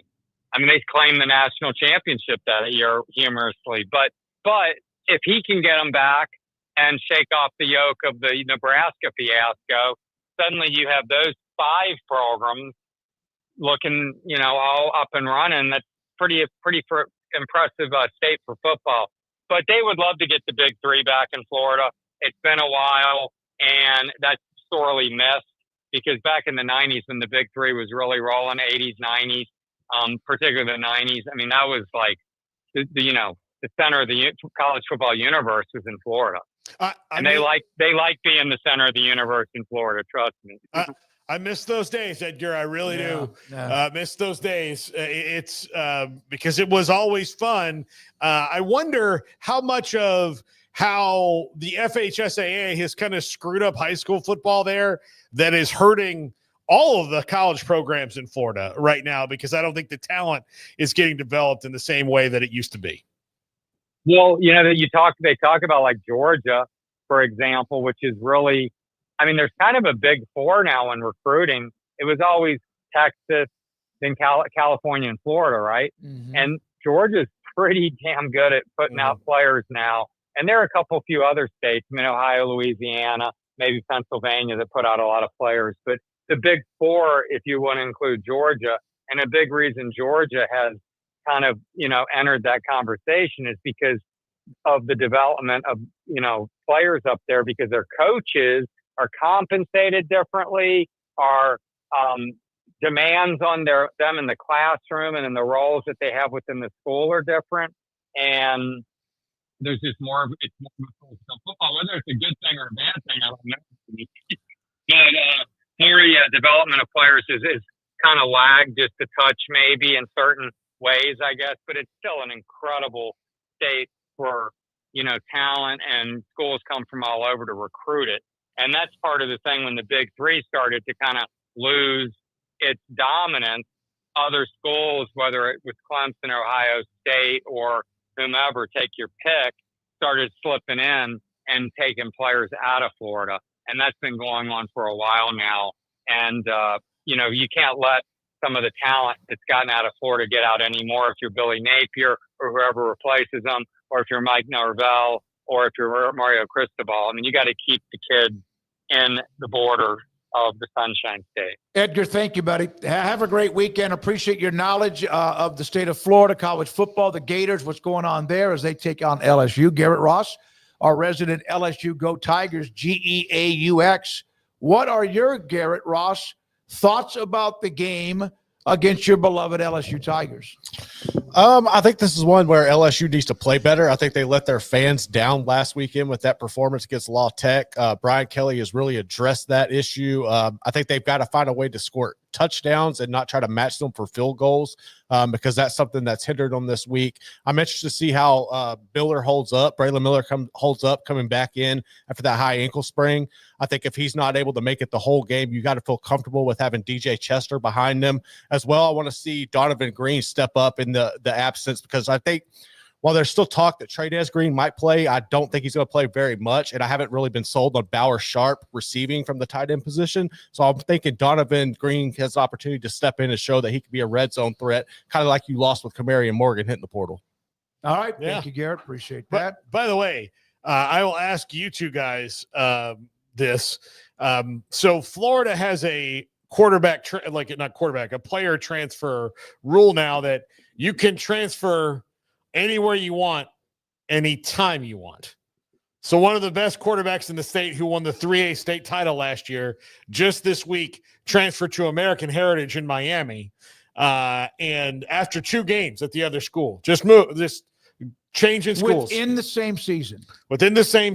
Yeah, that's a little look, much. I am, as you know, Smokey, I was fairly libertarian on some of the UIL rules. I thought there should have been maybe a more streamlined process to it than nobody gets in for any reason and we have to go through this. But I think I might have changed my mind on it because I think you have to give people regulations, otherwise they just go insane. Well, you're talking about in season. I don't know. That does seem to be just nuts. But was it a private? Because everybody is all under the same umbrella for championships in Florida, where in Texas you have the TAPS and other private type organizations for state championships, and then you have the UIL, and they have which is like the IRS, and they have NIL in Florida for high school players now, and it's all really weird and messed up. And look, I cannot, like, I'll say that I don't mean to disrespect high school football, but there's not one high school football player in the country that I would pay to come and play at my school for any reason. Like, they're not going to be worth it. What's the name? Bishop Show? What are you, Bishop Veroni or whatever? Bishop Verot High School. Now, look, I'm not going to say you would not if Adrian Peterson was across town. I don't think they've given scholarships to guys that can't afford to go there. Well, it's the same thing. But as far as like paying a guy $50,000 to come and play a high school football season, I don't know.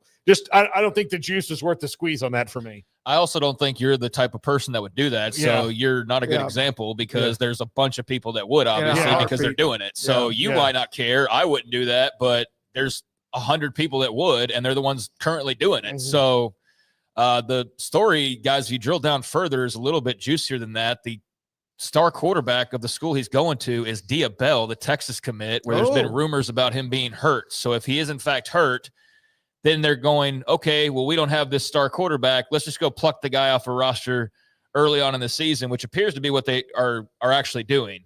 So we'll see if Dia Bell plays, I guess, sooner rather than later. But that's the rumors, that he's hurt and he's missing time. So they need a quarterback, I guess. And this guy's going to help. I think this is garbage. I think this absolutely sucks. I think it's against the spirit of high school football. I think it's more of just like, yes, everybody's got this freedom, and that's why we love this country and all of that. But I think there should be a limitation on you just leaving the school 2 weeks into the year just to go jump onto another high school football team to play. I think that's bullshit. No, I'm sorry, Jim. I just think that is total garbage. Yep. That's not the way that it should be. I don't think that's beneficial to anybody, but this young man and his family, who are probably being handsomely rewarded as a result, good for them, free market, whatever. Like, I know we're just all obsessed with money, 24/7, money, money, money, money, money. So for that crowd, like, this is cool because whatever. But for people who aren't obsessed with money 24/7 and they just want like things to make some sense and just kind of be black and white, and the way that you like them to be a little bit more clean cut, at least in my case, I think this is silly. And this is part of the reason why I've seen lately in Texas, where there's clearly transfers happening left and right. Yep. Going to the same programs in DFW left and right from their central Texas and their outskirts towns in DFW. They all magically land in at like the same 2 and 3 schools every single year. I just think it sucks, man. It's great for the kids to have opportunities, and they're obviously in some cases making money, but I guess, there'll just be a lot of places that don't know any better and know what it's like when you're actually rooting for the kids that grew up in your community. And it's not about like just bouncing for the biggest dollar or the biggest opportunity. I get why you do that. And I'm sure, Craig, if you had a son that was a 5-star, no, I would actually tell my son, like, if he was that good, then I would do it before the season, not in week 2. Like, that's where my problem is. Go get your money, boo-boo. But like week 2, you're just bolting and going somewhere else. I think that's ridiculous. That is ridiculous. And it's totally against what this game should be about at the high school level. So you think we'll ever see that eventually because of lawsuits where you can transfer in season in college?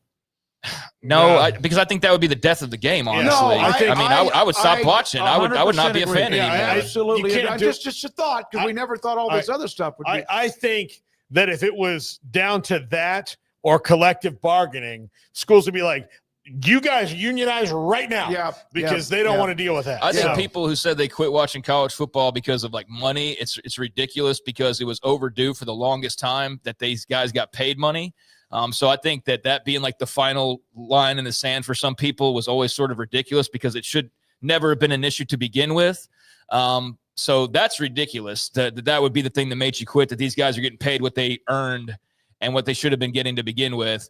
But this is an instance where if guys are just transferring in season, I'm out, dude. I have no desire. This isn't the NFL where trades are occurring in certain time periods of the season. There's rules for that, and that makes sense because that's been bargained for. But yeah, I'm not going to go get excited about watching high school football when the kid just moved in last Tuesday because they had a quarterback injury. I think that's bull crap. He was playing for Teddy Bridgewater's team that won a state championship last year. And so, yeah, he's maybe going to start even this weekend. That's Florida's high school football rules are pretty wide open, but that does seem to be that does seem to be just something I can't quite fathom, but it's there. And I'm not even anti-athlete here. I'm not anti the kid at all or the young man or whatever. I think the situation's preposterous and it's just goofy. But hey, there's a bunch of adults that really want to win high school football games down in Florida by any means necessary. So Paul wouldn't do that, but there's a bunch of people in Florida that will because they're doing it. Yeah, he was part of a state championship team at Miami Northwestern, one of the famous schools in Florida, cranking out great talent. He will likely start for the Patriots. That's American Heritage or whatever, next weekend after winning the state title, playing in 2 games, and then playing for a new team as early as this weekend. Nuts. Just, Bro Bible, I think, is .com, who's the one that had that story. All right.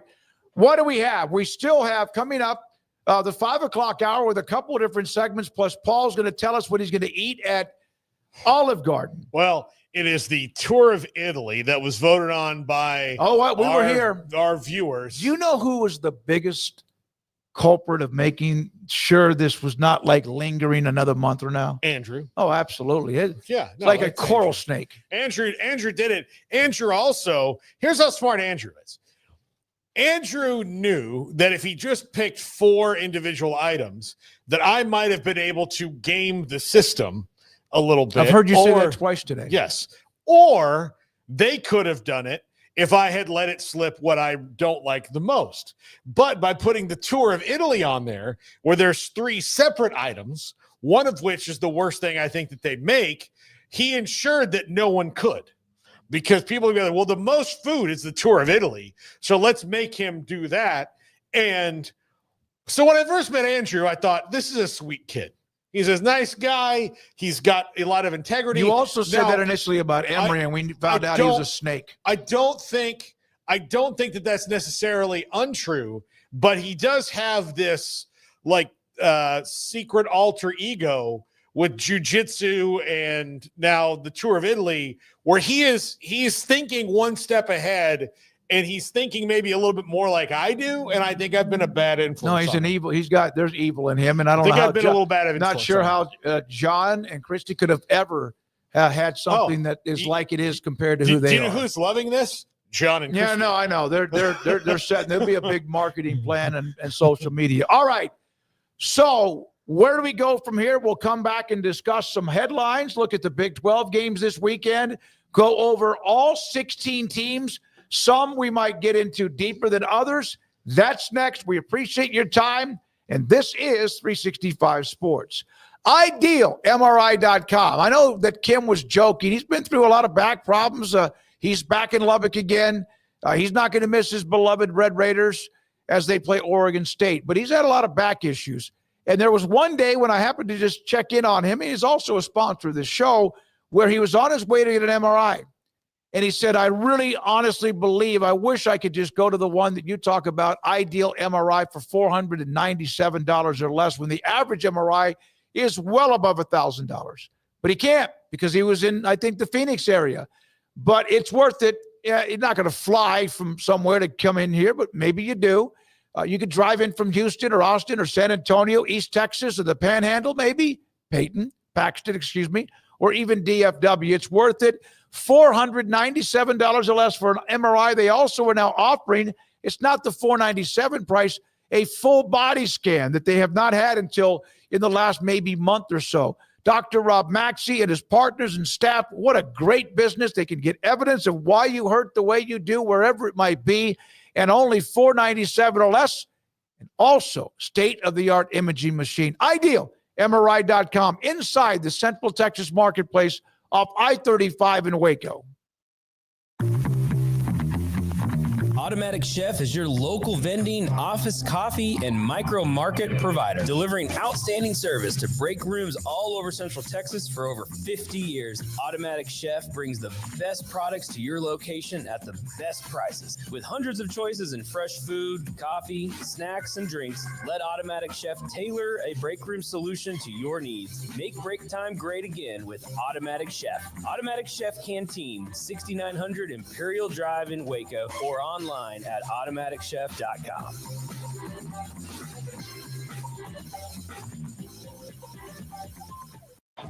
Baylor alumni are more than 160,000 strong. When we all join hands to support our university, we don't just move the needle, we move mountains. Working together, we create life-changing opportunities for students on the field, in the classroom, in the laboratory, and in life for generations to come. So get connected, get involved. Learn how at baylor.edu/alumni. There are 26 letters in the alphabet, over 600,000 words in the dictionary, and just 3 of them said together can change everything. Let's order pizza. Those 3 words lead to dough made from scratch and 3 fresh signature cheeses that blanket golden crust in a heavenly melt on Marco's Pizza that'll blow your mind. So visit marcos.com to order and stop by Marco's Pizza in Belmead, China Spring, Woodway, and in Robinson. Marco's. Pizza lovers get it.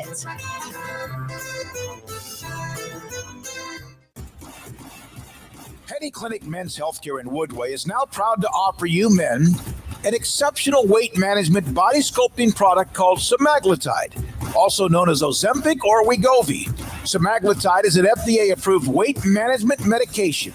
Once-a-week injections of this powerful medication offers an average body fat weight loss of 20% within the first year of treatment. In addition to body sculpting, semaglutide also normalizes blood sugars and has the clinical research proof of reducing blood pressure, cholesterol, stroke, and heart attack risk. If you're like most men and you have stubborn fat that will just not respond to typical diets and exercise, then help us finally hear. Semaglutide, affordable, highly effective.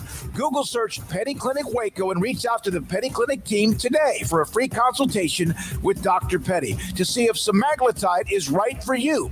Go to pennycliniclowt.com.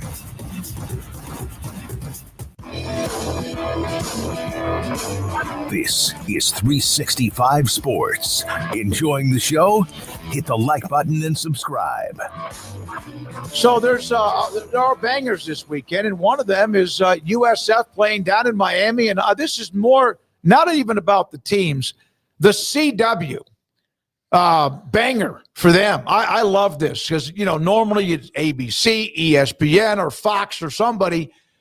This is on the CW Saturday afternoon. Good for them. Happy for them, the Bulls and the Hurricanes in a top 20 matchup. I wonder how many more sports they pick up or more things they pick up along the way. I mean, they're it's only one channel, so it's not like a group of things like Fox or ESPN or CBS or NBC that have all that. But yeah, they've kind of lucked out on the schedule this year too, because they're last in the draft, right? They don't get to call everybody and be like, hey, by the way, we have this ACC contract, so we want Clemson and Georgia Tech. And they're like, ha, that's hilarious. No, you could have and I'm sure that when this happened, they're like, you could have South Florida and Miami, and then this worked out for them. With the money that Fox, CBS, ESPN, whoever is putting out now for college football, don't think that someday down the road they'll have some kind of a loophole that allows them to what do they do when they move games on Sunday to different times or whatever in the NFL? Flex. Yeah, they'll flex that, and they do that. And again, that's another sign of the Armageddon. It's 6-day holds anyway, yeah. So still. But this one, CW gets it. What a good night, a good afternoon for them. Yeah, I think they've been spending a lot of money on sports. I think they've been spending a lot of money on PR too, as much as people are talking about them this week. Absolutely. I mean, granted, you weren't here yesterday, but we talked about them, and I think we talked about them the day before. And yeah, they lucked into this in some way. I mean, you made it happen by having the contractual agreements to have a game like this land for you. But yeah, it's great for them. I mean, I haven't heard anybody talk about watching Live Golf on there. I know I've watched NXT on there from the WWE umbrella. I've seen some ACC action on there. I've seen a little bit of Pac-12 on there. So they've been adding to sports for a good while, and it's been, I think, for the past year or two, part of their main strategy is to have a wide variety of sports offerings, and you see that in their portfolio. So they do a good job with the production they do. At the time when all the Pac-12 negotiation was going on, they would have been a logical partner. I think it was the Apple thing that people got hung up more on than anything. And then when you started comparing it in a tug of war of where the brands would rather play at that time, the CW, it's a lot farther along 2 years later than it was then, was not comparable to ABC/ESPN or Fox or those brands. Now, I think the next go-round, there will be probably a lot more suitors that are a lot more open-minded to the CW and their broadcast because they've done a good job with them. And so they're expecting a huge audience, and I think they'll get that, and hopefully they get a good game as well, because the better the game, the bigger the audience, I feel like. But, yeah, they've had a lot of good PR these last couple of days with everybody talking about this particular game and the ratings that it should get and how historic those will be for that channel. So, yeah, I hope the game actually is as good as possible to really pump up that number. And that also leads us to other games coming up, including those two tonight in the Big 12. We'll all stay in this as long as you want. For some games, probably worth talking about more than others. Let's start top left-hand corner. Colorado and Houston, I can't wait. No game for me tonight in high school football. Go home and pick this one up and watch that into Arizona hosting K-State. Yeah, I feel like we don't know a whole lot about, I mean, granted, that's the case for the whole country, but these two teams in particular, I mean, we haven't, there's not a large enough sample size of what they are. And this is a really good, how big of a step back does Colorado take losing the offensive skill players in particular that they lost last year? They lost 5 really, really good ones, 4 excellent wide receivers, including the Heisman Trophy winner and their quarterback in Shedeur Sanders. And now they're probably going with Ryan Staub, their third string quarterback. So what does that mean for everything else as it goes on down the line throughout the rest of the season? And Houston's in year 2 of Willie Fritz. How far along are they right now when it comes to their offense, Connor Wegman, all of that? I'm very curious to see, because I really don't. I think Houston probably wins the game. I lean towards that, but and I do that because the team that is on their third quarterback in the third game, to me, that's not. We talked about Craig's Mojo rankings the other day, and that's not good mojo at all. I think Ryan Staub will probably start. There's a depth chart out there, but all 3 guys are in bold and listed as oars, but he's listed first. So if you want to take that as a hint, I think there's a very good chance we see all 3. I definitely feel like we'll see 2. And if we don't, then that means Ryan Staub was great. And that's the story unto itself, and really great news for Colorado if that's the case, because they're winning this game and he's playing well enough to help them win this game. So I think Ryan Staub will get that first crack, and we'll see how it works out for him. It's a really hard game to pick. I think Houston has a good enough defense to really make life challenging for whoever the quarterback is for Colorado, but it's the other matchup that I have no idea about, and that's Houston's offense against Colorado's defense. I really don't know what to expect there.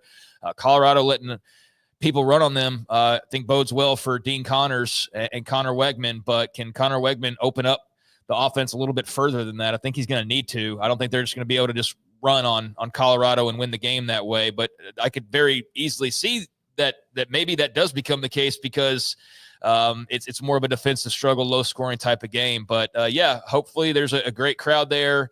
I'm really curious to see how Dion handles that quarterback spot and what kind of a rotation or how he plays all of that, because that's going to be something that matters not just tonight, but also moving forward as well. And it's a great opportunity for Willie Fritz and company. I lean Houston slightly, but I have a great deal of confidence in that. I just think they'll get enough stops defensively, and Wegman will be able to do enough to put them over the top. Hey, I'd like to ask you guys this real quickly on Dion. He's had some nice wins that first year, of course, started great, and then, of course, they tailed off. Last year, they were okay, made a bowl game.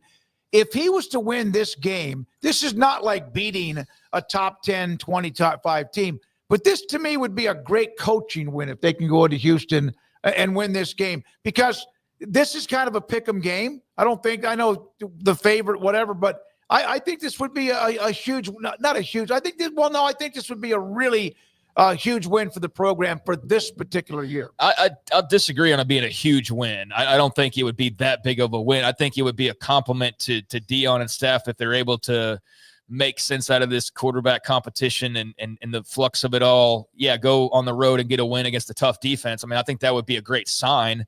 But I don't know about a huge win. I don't think that's the case, but it would be a nice win. We can agree kind of sort of in the middle there.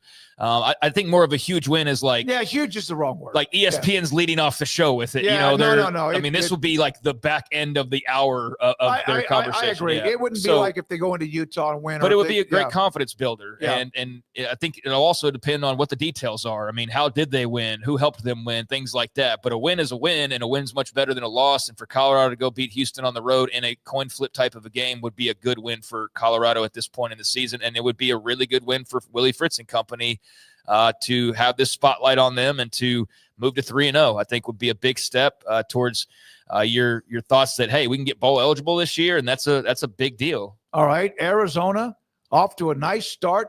Most didn't probably expect that. We had Brent Brennan on. He felt pretty good. I know a lot of people probably questioned if they would be. Fafita seems to be in a pretty good groove.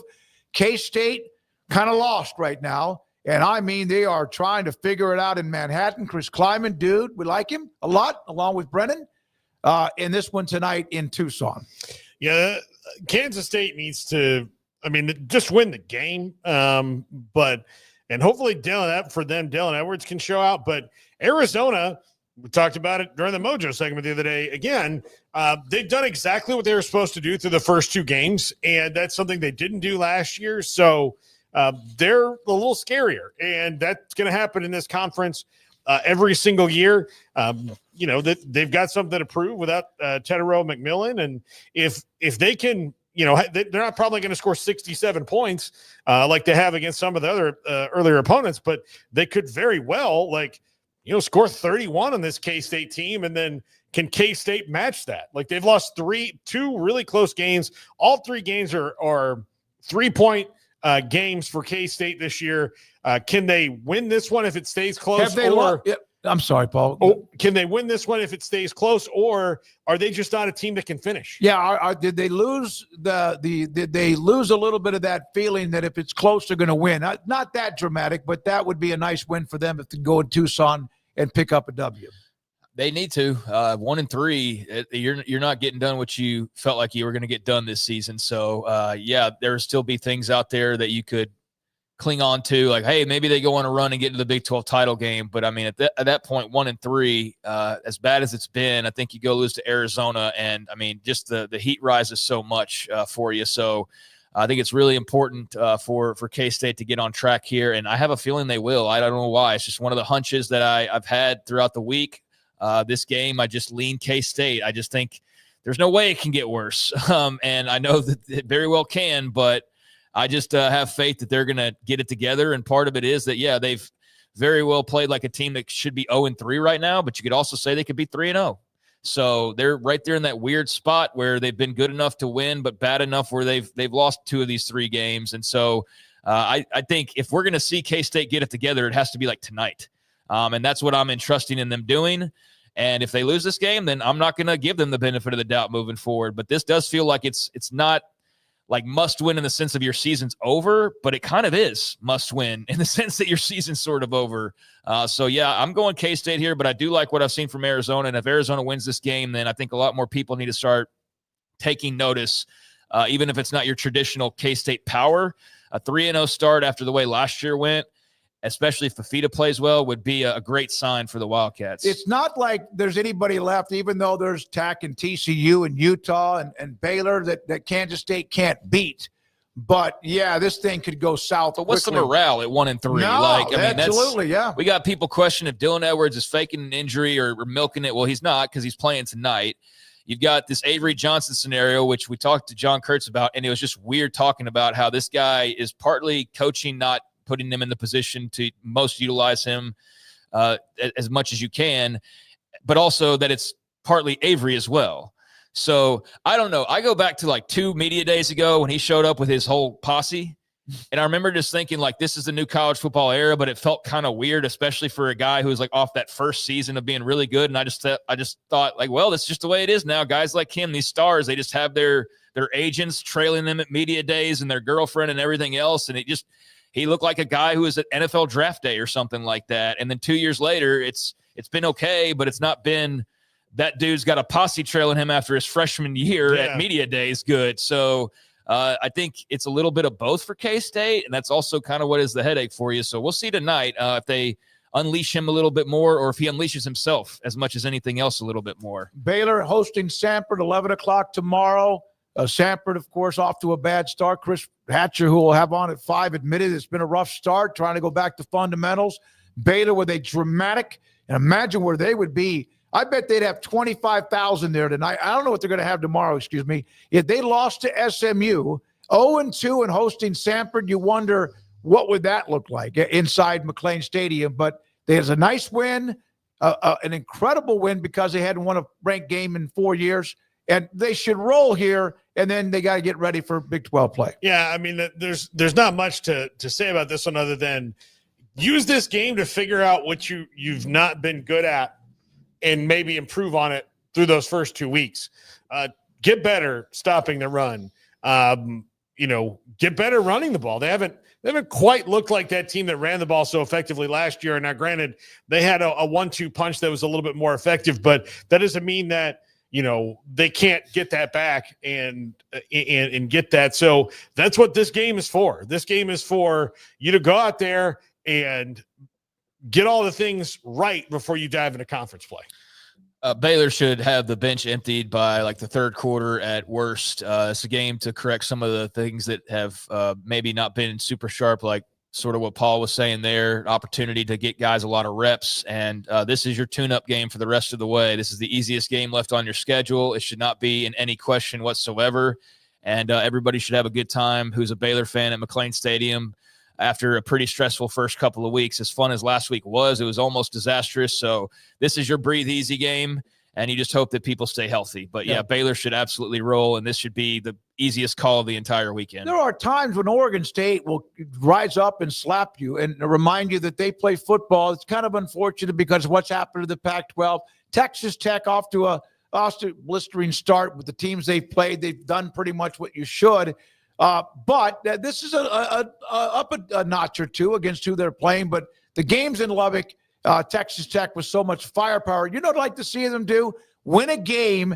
It's not like 69-0. I know that means you did everything well, but win a game where your defense dictates everything and you score points based on what you do against the Beavers. I think Tech has looked really solid, and this is a nice step up. So it's a good game to watch to see if they do the same thing to a team that's a step better than who they played so far. And I don't think Oregon State is quite to the level of probably where they were just even a couple of years ago, but they are better than Arkansas Pine Bluff, for example, without a doubt. So this is a step up and a nice little transition from some games that you knew were kind of going to go the way they did to this one was a little bit more of a mystery, and then Big 12 where the gloves are off and you have no idea week to week, and especially when you're starting off with Utah on the road like Tech will be. So I think the only concern here is just keeping guys healthy because Oregon State is going to have a little bit better talent, but mostly just hopefully the team's not looking ahead to Utah and figuring they're going to be 3-0 and then start to think about that game. If they go and handle their business, I think that's a great sign that they're just, killers and they're primed and ready for that game next week. But yeah, you just make sure that they're not looking too far ahead, but I think they'll win this game. I think they'll get a little bit more of a challenge, but I don't have any upset alerts going off in my head at all for this one. So, I think Tech's going to be fine and set up a big showdown next Saturday. All right. Go roll. I think they need to go roll. I just think it'd be nice to pick off a couple of passes, get some sacks, et cetera. Maybe they do. And then you have And I do have respect for Oregon State, but they had a very messy loss last week. Late pick six, a walk-off field goal, special teams errors. I mean, they've to me, and I've said this a few times now, with them and Wazoo, they're still a step above the teams that are eventually going to be in a conference with here pretty soon because they were quote-unquote power league in the the last couple of years. So I think they'll still have a step better than most of the teams they're going to see here pretty soon. But I do think they've also taken a dip, and guys have left to go play at the quote unquote power schools again. And I just wonder sort of where they are big picture. They're not quite the old Oregon State, but they're still going to be a challenge if you don't have your head screwed on straight. They never recovered from losing the quarterback transfer portal to Florida State. He was so good in Tallahassee. They got Malik Murphy. Yeah, they do. Yeah. All right, so this next one, Cincinnati, tough, gut-wrenching loss in Kansas City to Nebraska. Came back to beat Bowling. They then bounced back, beat Bowling Green. And I don't know if you guys realize this. They're playing Northwestern Louisiana, who last week was beaten 66-0 by Minnesota, and they basically stopped the game before it was over. Yeah, go score a bunch of points, Cincinnati. Keep everybody healthy. Maybe this is I don't think this is an easier call than Baylor Sanford, but it's right there, and you can put them next to each other. Basically, TCU, ACU, probably similar thing that we'll get to. But yeah, Cincinnati, Sorsby looked a lot better last week. Dante Corleone injury sucks. He won't be needed for this game, though, so that's okay. Just hopefully he's back sooner rather than later. I liked what I saw, not just from Sorsby, but the offense in general just seemed to kind of get the message that they were a little bit soft against Nebraska, I felt like, and I said it at the time. So I felt better about the receivers and just the whole operation of the offense, starting with Sorsby last week. So, yeah, hopefully they just take another step and looking smooth and taking care of their business. That's all you do here. All right, next one. Backyard brawl. Man, I want this thing to go down to the last 5 minutes. Both fan bases would like to have this game wrapped up. But Pitt, West Virginia, we mentioned the news. They're going to get this thing this year, 3 years off from the rivalry, and then back on again in 2029. I don't know what. I think Pittsburgh's the favorite here, but obviously West Virginia with injuries. But Mountaineers need something good to happen. You just said that you thought Houston would be a great win, right? What was that you're saying? You said that it would be a great win for Colorado. I used huge. It's a terrible No, word. I'm saying that for a reason. I thought it would be a feel-good adrenaline rush for Colorado. Right. Yeah. My point being that I think that would be a feel-good win for Colorado, but this would be a huge win. Absolutely. This would be an actual huge win for West Virginia. It would be a big, meaningful victory against a hated opponent, and one that you don't really see coming unless you're just buying into the fact that it's a rivalry and nothing that's happened to this point matters really, and that Morgantown's going to help make a difference, and that's entirely possible. But I'm going Pitt. Eli Holstein is a really good player.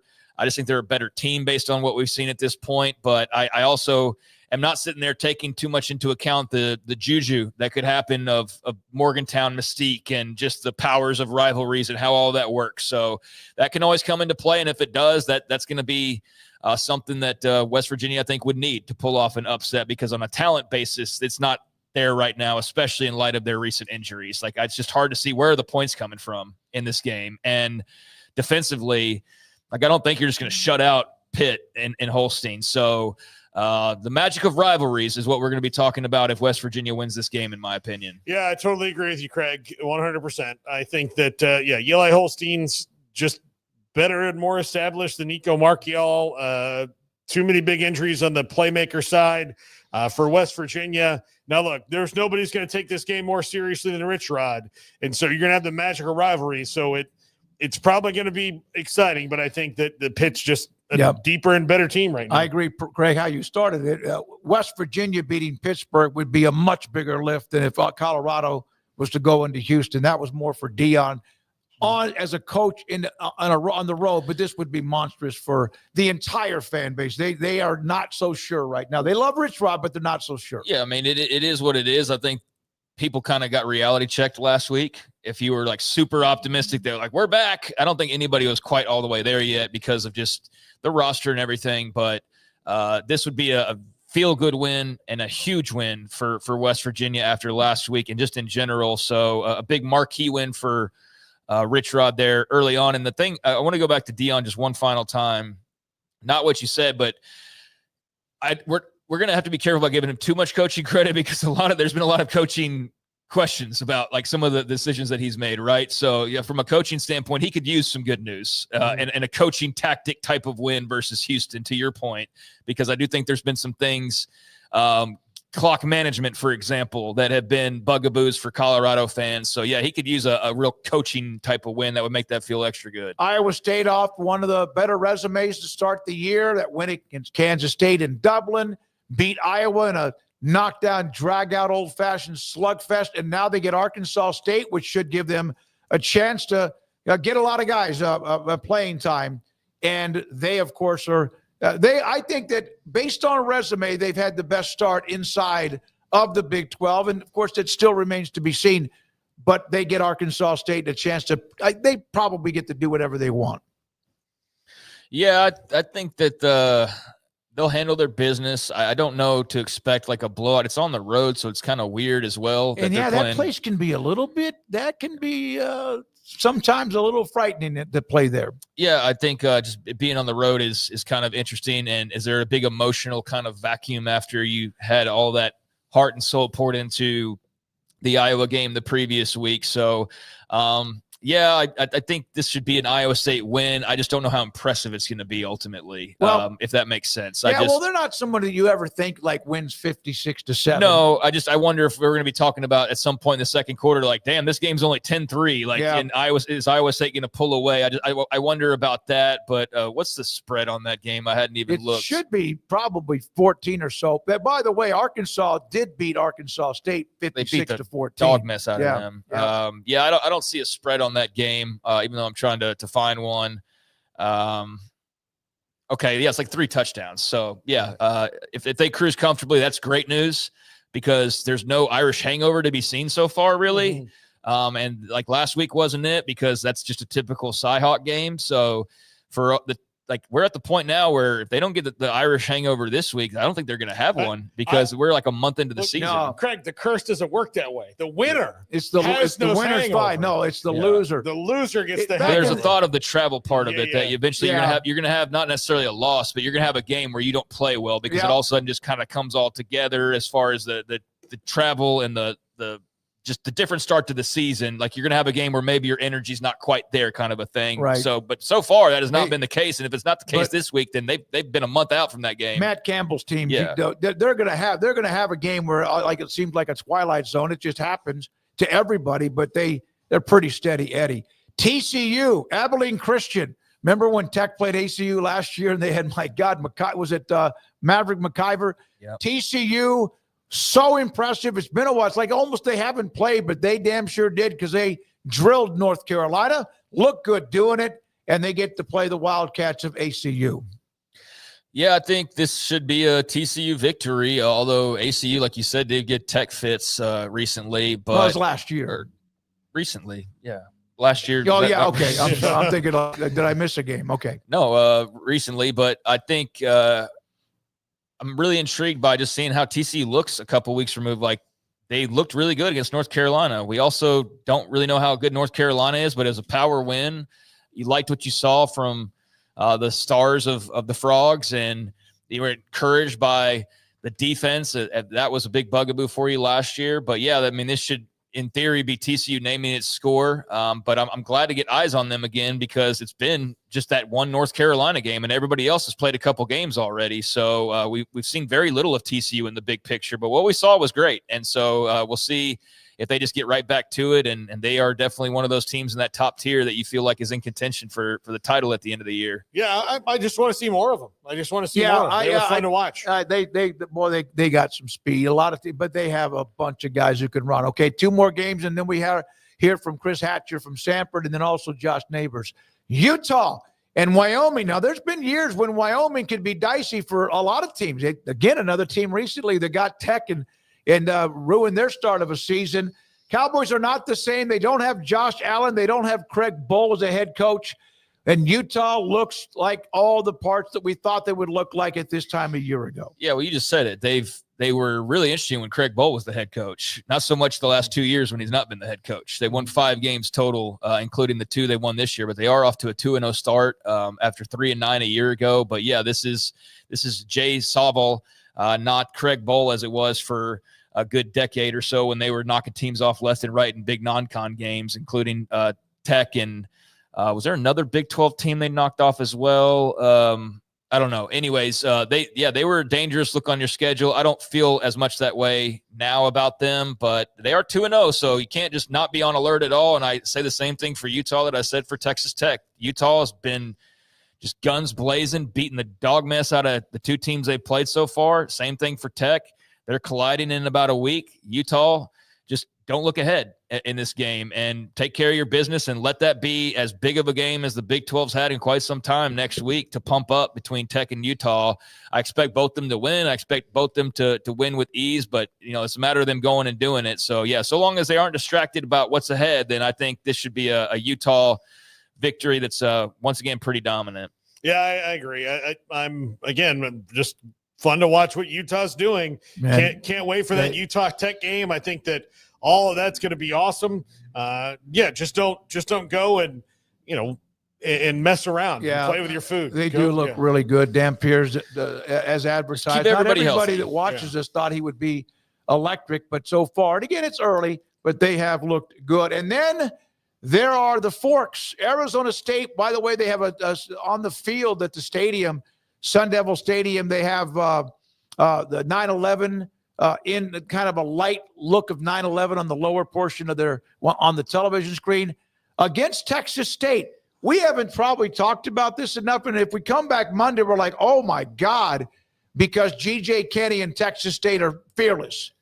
They've supplanted UTSA as now the team without being in the FBS in Texas with another win against Coach Traylor. This could be a fun game to watch. I worry about Texas State being a little out of gas after last week. All the emotions and just the crazy energy and just the crazy game that they just took part in. I just feel like there's like an emotional dump, where you empty the tank, and it's like some teams can, but sometimes it's hard to just turn right back around and go ramp it back up again. And so I wonder about that for them, but it's also early in the season. And if anything, maybe they're lifted off by that even further. But Brad Jackson, the Bobcats quarterback's been very, very solid. He's got great weapons, just like you'd expect the G.J. Kenny offense to have. And that was a fun game, just like we expected with them in UTSA. But yeah, I think Sun Devils, especially coming off of a loss, will handle their business.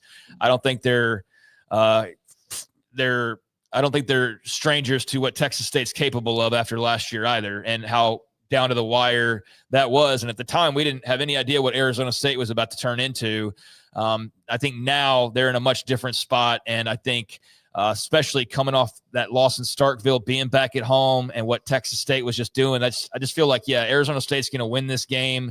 Take a while to pull away maybe, but I expect Sam Levitt to be sharper as well. And for them to ultimately just pull away and win this game without breaking too much of a sweat.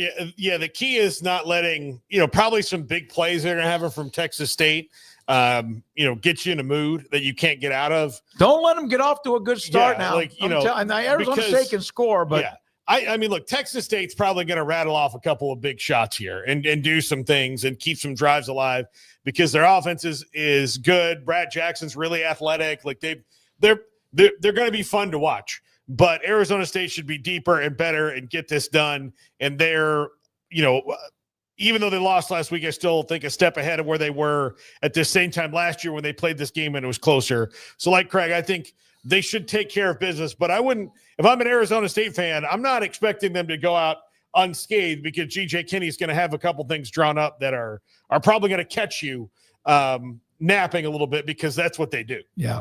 All right. So there we are with tomorrow. Not everybody playing, but a lot of them are, including 4 tonight in 2 night games. We have 2 interviews to get to. You want to wrap it up with anything else? Oh, yeah. I think I'm taking Big 12 in every game except for West Virginia Pitt. Sorry, Ears fans. Love you. Shout out to Justin Walker. Does a great job covering the Mountaineers as part of our little circle of friends here. So big shout out to Justin. And y'all didn't catch that I'd pick all Big 12 teams because 2 games are featuring nothing but Big 12 teams. Yeah, but that's okay. You slipped that one right by but me. I'll take Houston and K-State. Yeah, I'm taking Houston and K-State, even though the game's in huh? Me too. Okay. All right. When we come back, he's the head coach at Samford, one of the guys passing the torch into the future of the air raid offense as they play tomorrow morning, 11 o'clock against Baylor. And then Paul with Josh Neighbors on the college football overall and much more. Top 5s. What's he going to eat at Olive Garden? Paul Catalina and the poll results from Andrew Valet, the coral snake. This is 365 Sports. In our logo and advertising, we say we are people that you can count on. What does that mean? It starts with providing a quality vehicle and quality service at a fair price. But it also means we do what we say we will do, and we treat people fairly with respect. It starts by hiring great people, good local folks who work hard with a caring attitude. Our employees are the real reason we are people that you can count on. Put us to the test and see for yourself that at Richard Carr Motors, we are people you can count on. Parenting is full of surprises. You never know what to expect. So after our son was born, I called my Texas Farm Bureau insurance agent to set up a life insurance policy in case something happened to me. Sawyer is now 2. And we'll soon have a sister. There's no one else I would trust with protecting my family. Stop by and see our agents at one of our 3 McLennan County locations. Coverage and discounts are subject to qualifications and policy terms and may vary by situation. Developed by Startup Waco, a nonprofit organization, GXG is a program designed to support the entrepreneurial development of Baylor University student athletes through NIL activations. The program helps student athletes maximize their platforms and offers a comprehensive support system for them to create and grow new businesses that not only benefit themselves, but also uplift the local economy. Fans who wish to support student athletes can donate to GXG via the GXG NIL Fund, BaylorBears.com/GXG. Contributions to support NIL activations through GXG can be made at BaylorBears.com/GXG. For more information, follow at GXG_GreenXGold on social media and visit the official website www.gxg.startupwaco.com. GXG, empowering student athlete entrepreneurship and uplifting the local economy through NIL activations. Riverbend Liquor and Wine now has 2 locations to serve you. The original on Lakeshore Drive and North 19th Street and the brand new spot in downtown Waco at 600 Franklin Avenue. If you're looking for the best in craft beers or local Texas bourbons, then the original is the place to be. And for the latest trends and online phenomenons, head downtown to the Franklin location. Either way, you're going to get the same great variety, customer service, and speedy experience. Check out both locations on their Facebook and Instagram pages, Riverbend Liquor and Wine, Lakeshore Drive and North 19th Street, and now downtown on Franklin Avenue.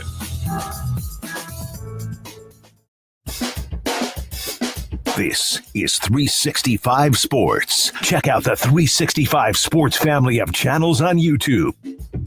Football coach Chris Hatcher with me, David Smoak, on 365 Sports, Saturday in Waco against Dave Aranda and Baylor University. Chris, first of all, thank you very much for your time. Heard so many great things about you. We've had Hal Mummy on a couple of times, and you know what a character he is, and he also loves him some Chris Hatcher. What was the influence that Hal Mummy had on your career in life? Well, first of all, I appreciate you having me on today. But he was my head coach at Valdosta State when, and I was a young aspiring quarterback, if you will. He introduced me to the air raid offense and propelled my career as a player.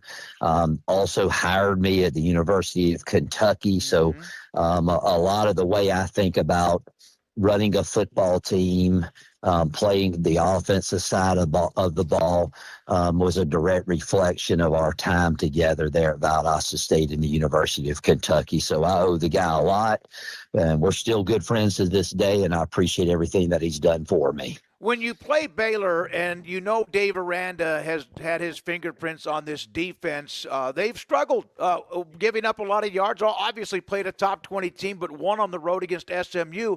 What do you see when you watch his defense and what he tries to do?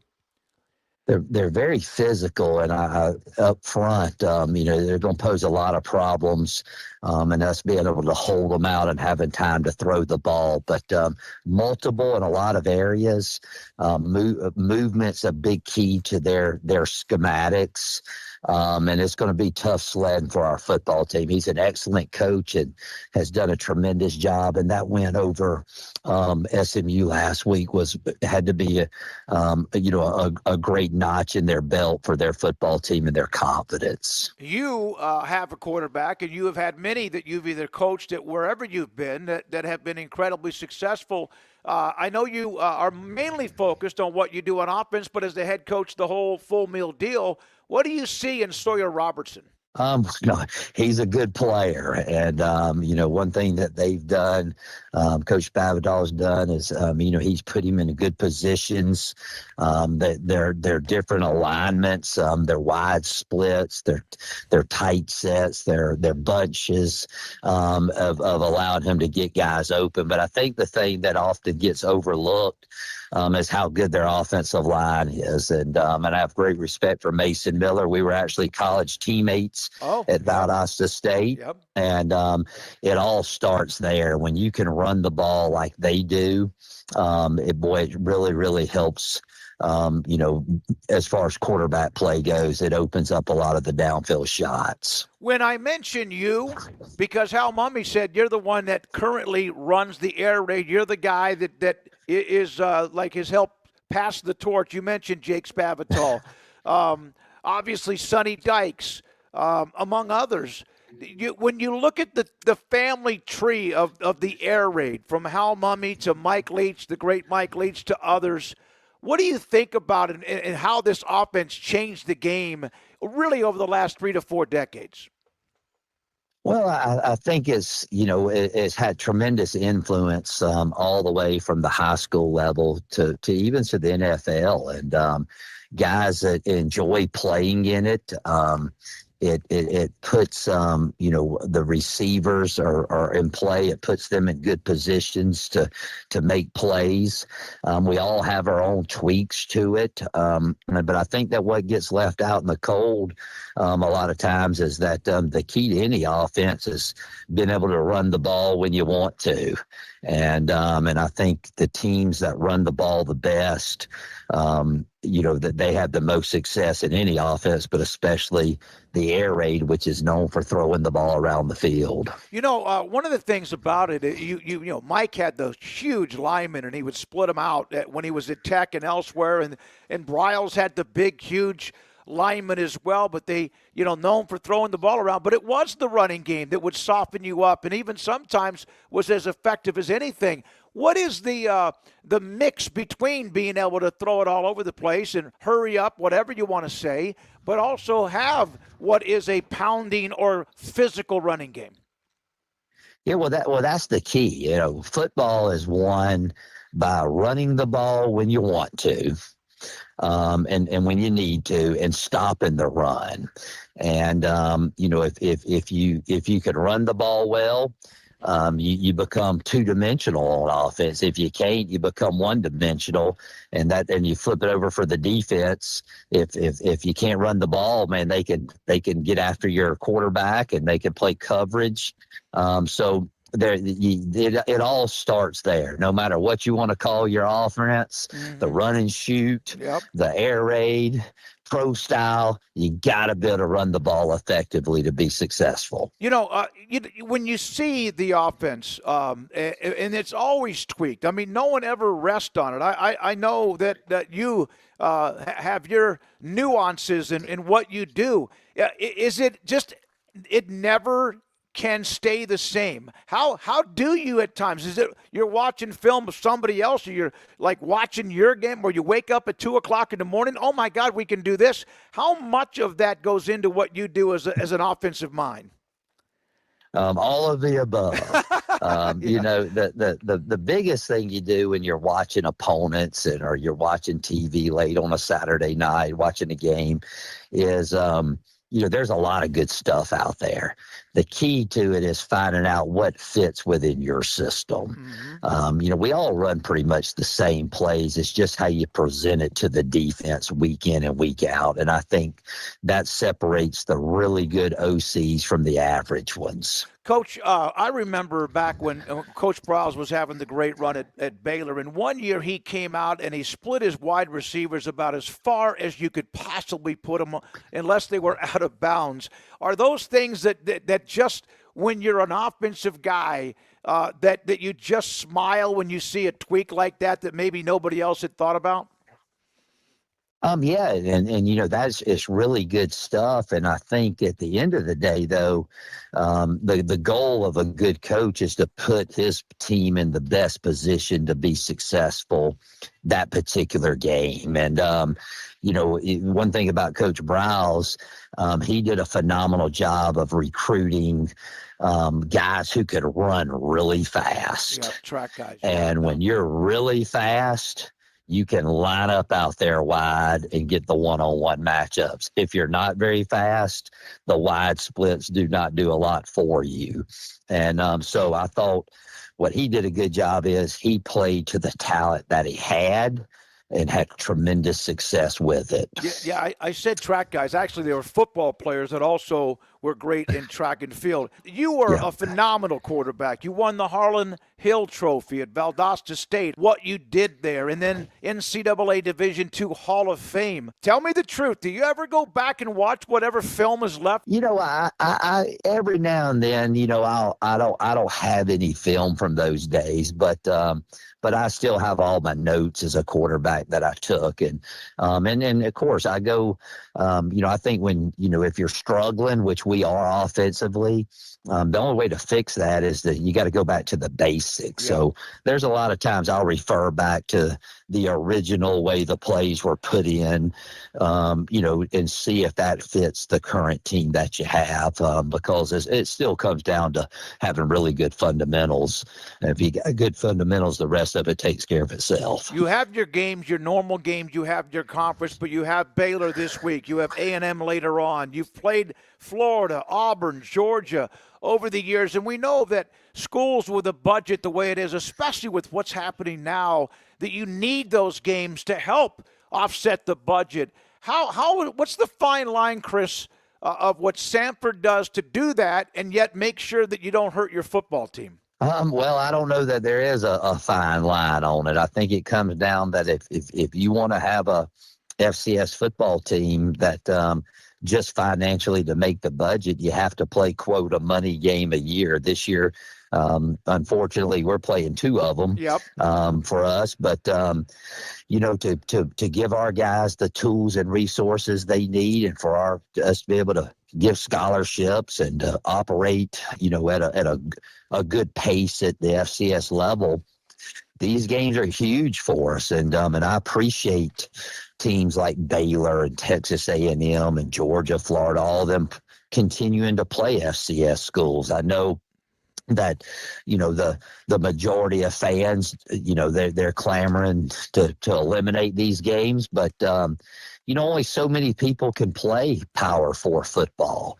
Not all players are good enough to do that. So for the greater good of the game of football, these types of games have to continue, or there's a lot of young men out there that would miss out. And, Jimbo Fisher's son plays on our team here at Sanford. Jimbo played at Sanford, and we talk all the time that, if you didn't have these levels of ball, that him and myself wouldn't have had a chance to play and may not have ever had the chance to be college football coaches. So, again, we're very appreciative for the opportunity that we have today. I can't agree with you more. I absolutely fight for these games, that they're not something that they just end up being one mega team or alpha dog or blue blood after another. Those games are great, but for the level of football and depth, I hope that you're right that doesn't happen. Chris Hatcher, the head coach at Sanford, with me on 365 Sports. So Coach Mumme, we actually had him on Monday. I said, can you give me a favorite moment or something you remember about Chris outside of football, or maybe both? He said, when you were at Valdosta State, you and a friend, you guys went and found, or I don't know what the term was, the KA cannon every year at homecoming. The KAs were always mad the last time the tongue of the cannon fell on your shoulder as you were trying to lift it over a fence. The next day you had treatment on the shoulder, came back, you won the game, and for homecoming, Hal Mumme's got a great memory, but do you remember all of that, Chris Hatcher? Can I plead the fifth on that? You can. Oh, that's a pretty accurate recount of the situation. Oh man! But that was old college shenanigans in a very small school, and that was the tradition back then. Was homecoming was really big, and each sorority and fraternity, their goal was to steal something from the other one, and then at the end of the week, you gave it back at the homecoming parade. And the football team had always tried to steal the KA cannon, and that was our deal. I have no idea how it came to fruition, but you could say I was the mastermind at planning the operation when it was all said and done. Well, a guy that has the mastermind of offense, among other coaches, has the mastermind for what you called, you're right, the fun stuff in college. And the fact he said he didn't know about this until like 2 years after the fact. Oh, absolutely. You don't want the head coach to know what type of shenanigans you're up to. But we had a really good team. We finished in the top 5 that year, and I would not want my players to ever do anything like that. But times were different. We didn't have cell phones back then, it's just so there's really no physical evidence of that operation ever taking place. My last question: you obviously love the game and love finding ways to do what you do for your football team. How much do you love the game of football? Has that ever changed? No, I tell you, there's days where it becomes harder and harder. The game has changed a lot, and as a coach, you have to adapt and adjust. Roster management is out of control right now. It's very difficult. I don't think anybody's figured it out. But at the end of the day, when I hang up the whistle or whatever, I hope all my players can say that I cared about them, and every decision that I made was to help them become better men as well as better football players. So as long as you keep the main thing, good things will happen to you and your team. And we're off to a very tough start, but I got a bunch of good players, a bunch of good people on my team.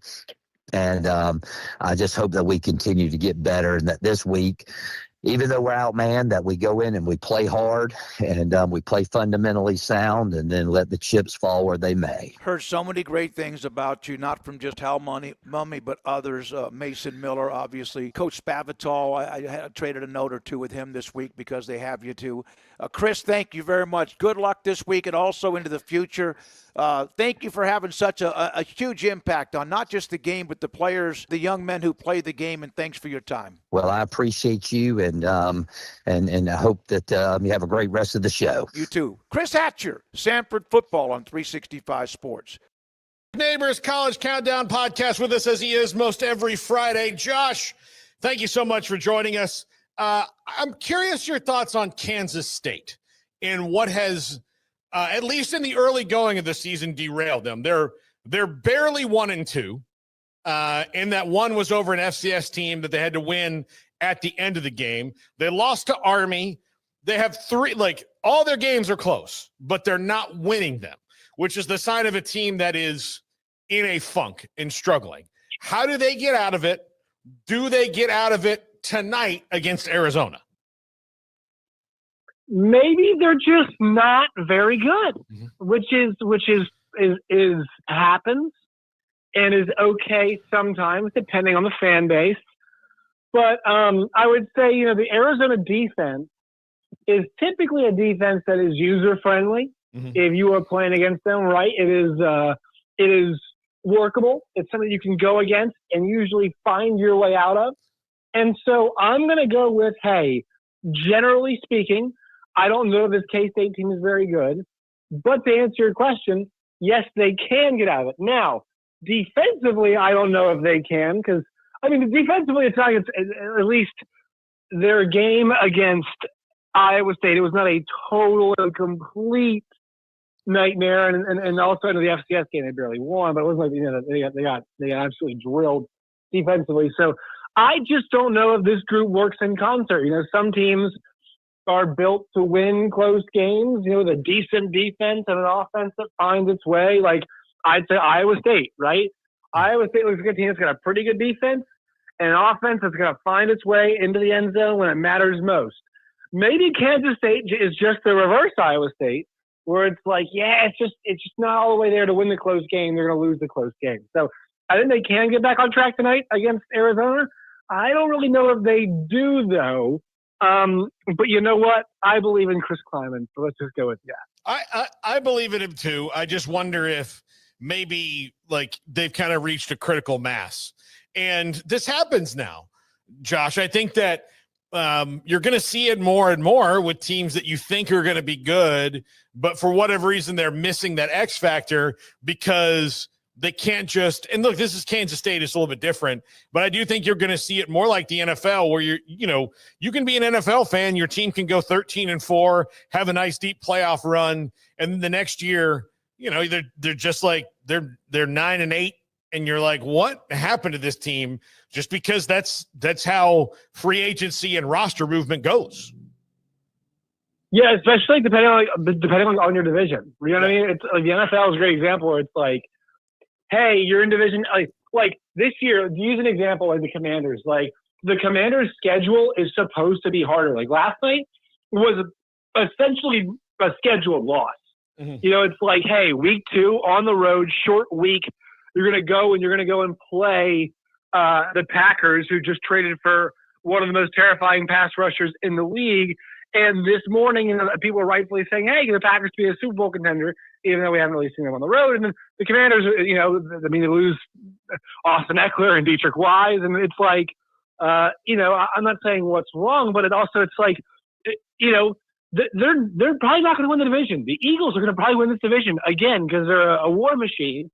And the Commanders, because their schedule got harder, and I don't know if they got Von Miller and Bobby Wagner playing out there. It's not like they got any spring chickens, and Dietrich Wise, and Austin Eckler. None of those guys spring chickens, right? Like, until they continually keep drafting really well, like a lot of these great teams have year in and year out, then they're probably not going to be beating a team like the Eagles.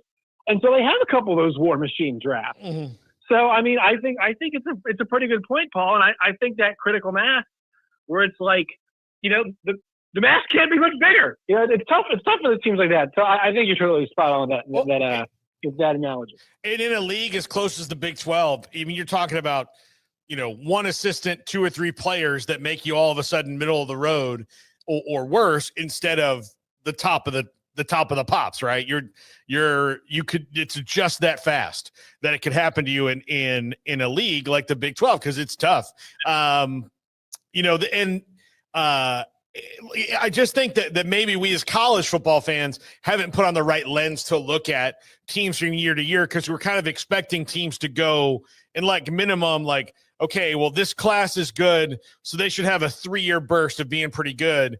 I think you're looking at 1-year bursts, and that means Georgia, Alabama, whoever, as it goes on down the line. The big powers will have the longer bursts, but there's no more, I think, 9 years. How did you get this good all the time? I think that's over. Yeah, it's funny because you mentioned that point. I'm saying this as I slide my Colorado T-shirt on to go on a walk. So it's like, it's kind of like Colorado is a good example of a team where it's like they've gotten out of that basement, like they've got out of that really crap zone, if you will. But like the good, I mean, is the good Colorado a window of 3 years of 9-10 wins?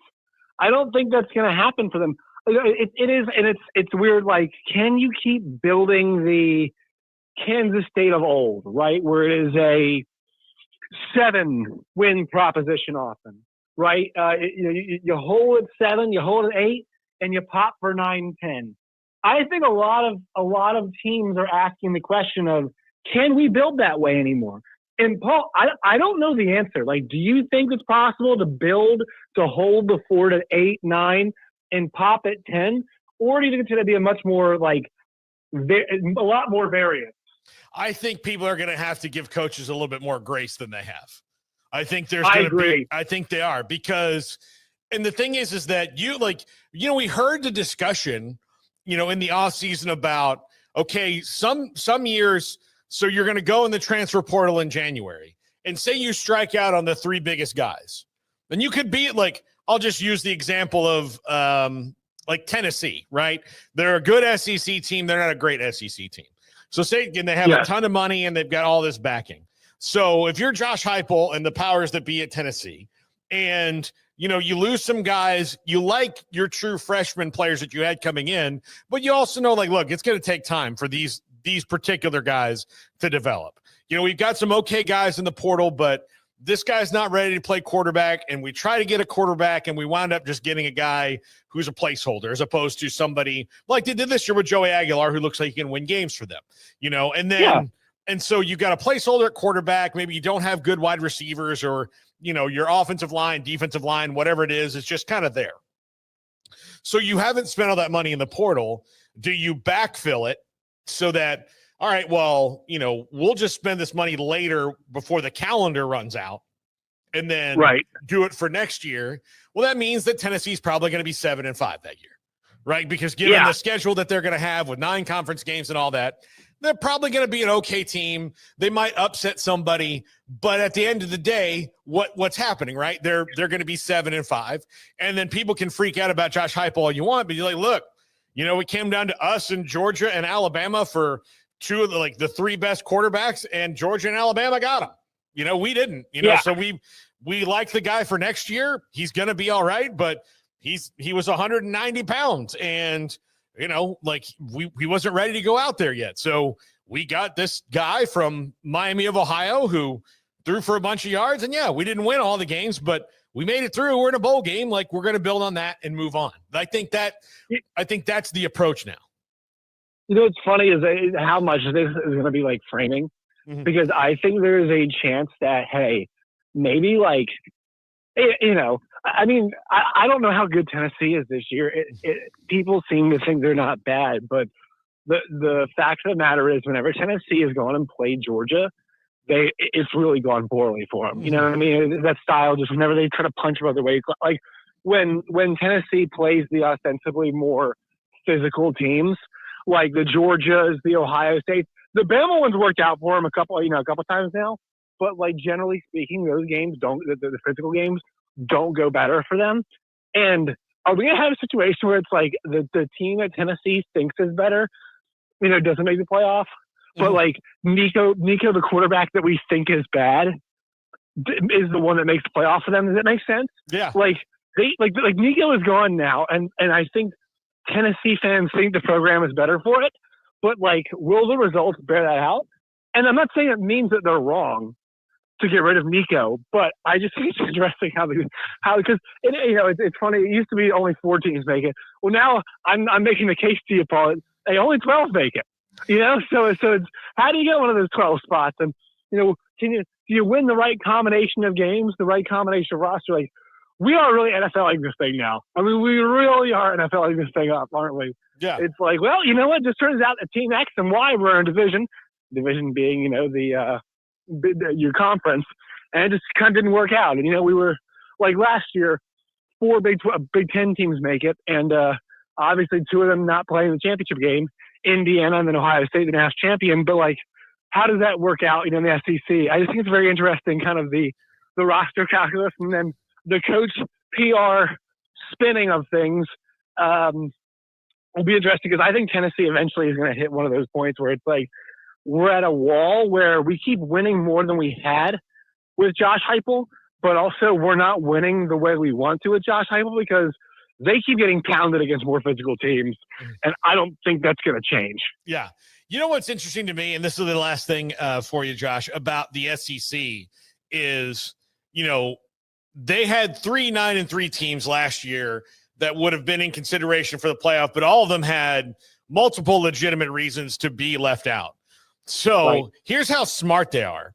They figured out the way to make 9-3 where people can go, well, I mean, that's pretty good, right? Okay, we're going to play 9 scheduled games. We got the committee to agree to what our standards are of scheduling, of which no one knows. That's not public information.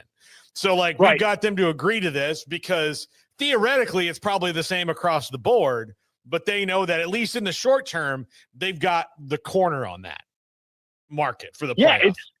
It's smart. Yeah. Like we somehow went last year, and I mean, maybe Paul, maybe we keep the foresight that we had last year, because like I look back at Bama last year, and I think to myself, okay, what was the case? And I still feel pretty confident in the fact that, hey, you lost to 2 6-win teams, right? Mm-hmm. You lost to 6-win Vandy, and you got pounded, but you got pounded by 6-win Oklahoma. So you really didn't deserve to be there. And to me, I've said this a bunch, like the only other case I thought it was strong on the outside was Miami. And I would have rather seen Miami than Alabama, because Miami had if we're doing the whole TV product deal, Miami had an exciting player in Cam Ward who was awesome, and they played exciting games because Cam Ward had to be awesome. And their 2 wins that they had, the 2 losses they had last year, he wasn't super duper man, and I think that's what caused them to lose those games. So I would have rather seen that. But still, I look back, I don't think Alabama had that good of a case.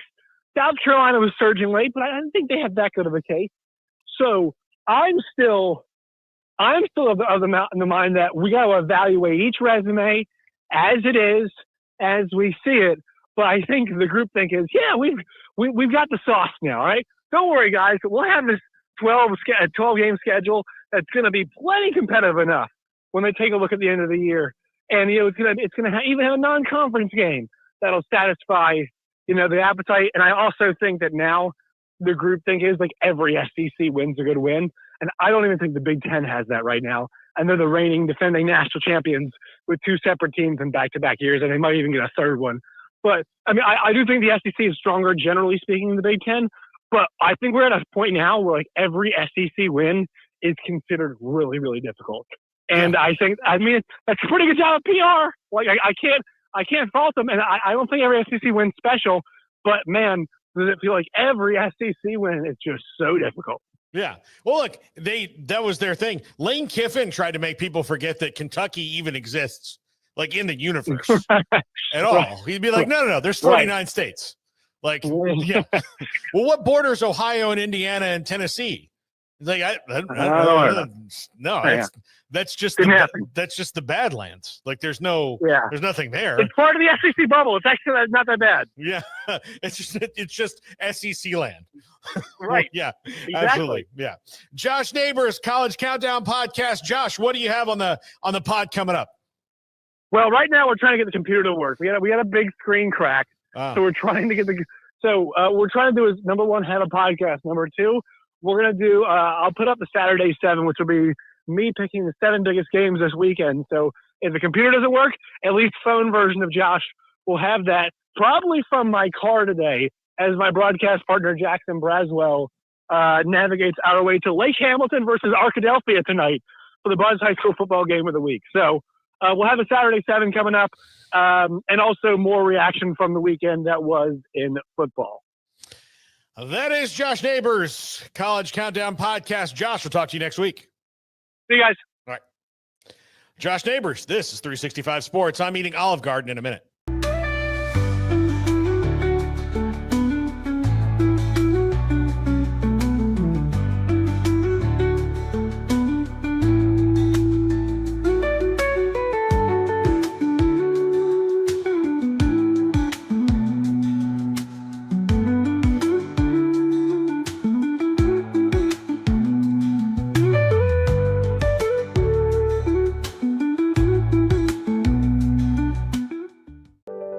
Overwhelmed by your inbox? Clean Email is here to help. Organize, clean, and manage your emails with powerful automation tools. Say goodbye to spam and clutter and enjoy a stress-free inbox. Try Clean Email today at cleanemail.com. That's CLEAN email.com. Founded in 1910, Samsonite is the world leader in durable, high-quality luggage and travel accessories. Made to the highest standards, our products won't let you down. We give you the confidence to get out there and explore. Inspired by the past, devoted to the present, and built to inspire a multi-generational future, Samsonite is here to elevate your journey. Travel with Samsonite and pack confidence every step of the way. Shop now at shop.samsonite.com. Samsonite.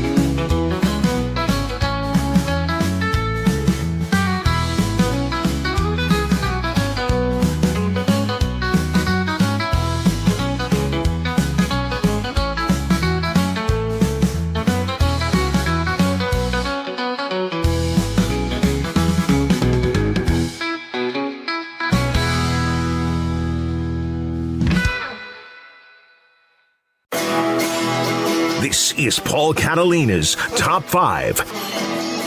Welcome into the Friday Top 5, presented by Flag and Anthem. I'm Paul Catalina of Paul Catalina's Top 5. Go to flagandanthem.com, use our promo code 365sports for a discount at checkout. Let's talk about some big names that are going to get thrown around here during this coaching cycle that is coming up faster than you even think. Look, I know we're only 2 games into the season, but there's some hot seats, and there are some names that are going to be thrown around. Number 5, John Gruden. Chucky himself was at Tennessee earlier this year in practice, talking about how much he wants to be back in the SEC. He's been all over the place, giving talks. He does film breakdowns for Barstool. He really wants to get back into coaching, and he wants to do that in college. Whether that happens or not, I don't know. But I do know that fan bases in particular, especially ones that are maybe a little bit less informed, will get excited for the fact that John Gruden wants to maybe be a college coach. And look, if you want John Gruden to be your coach, I'm not saying that's a totally bad idea. Just saying that it might not be the best one. I mean, his last run in the NFL wasn't that great. He hasn't been in college for a very long time in his life.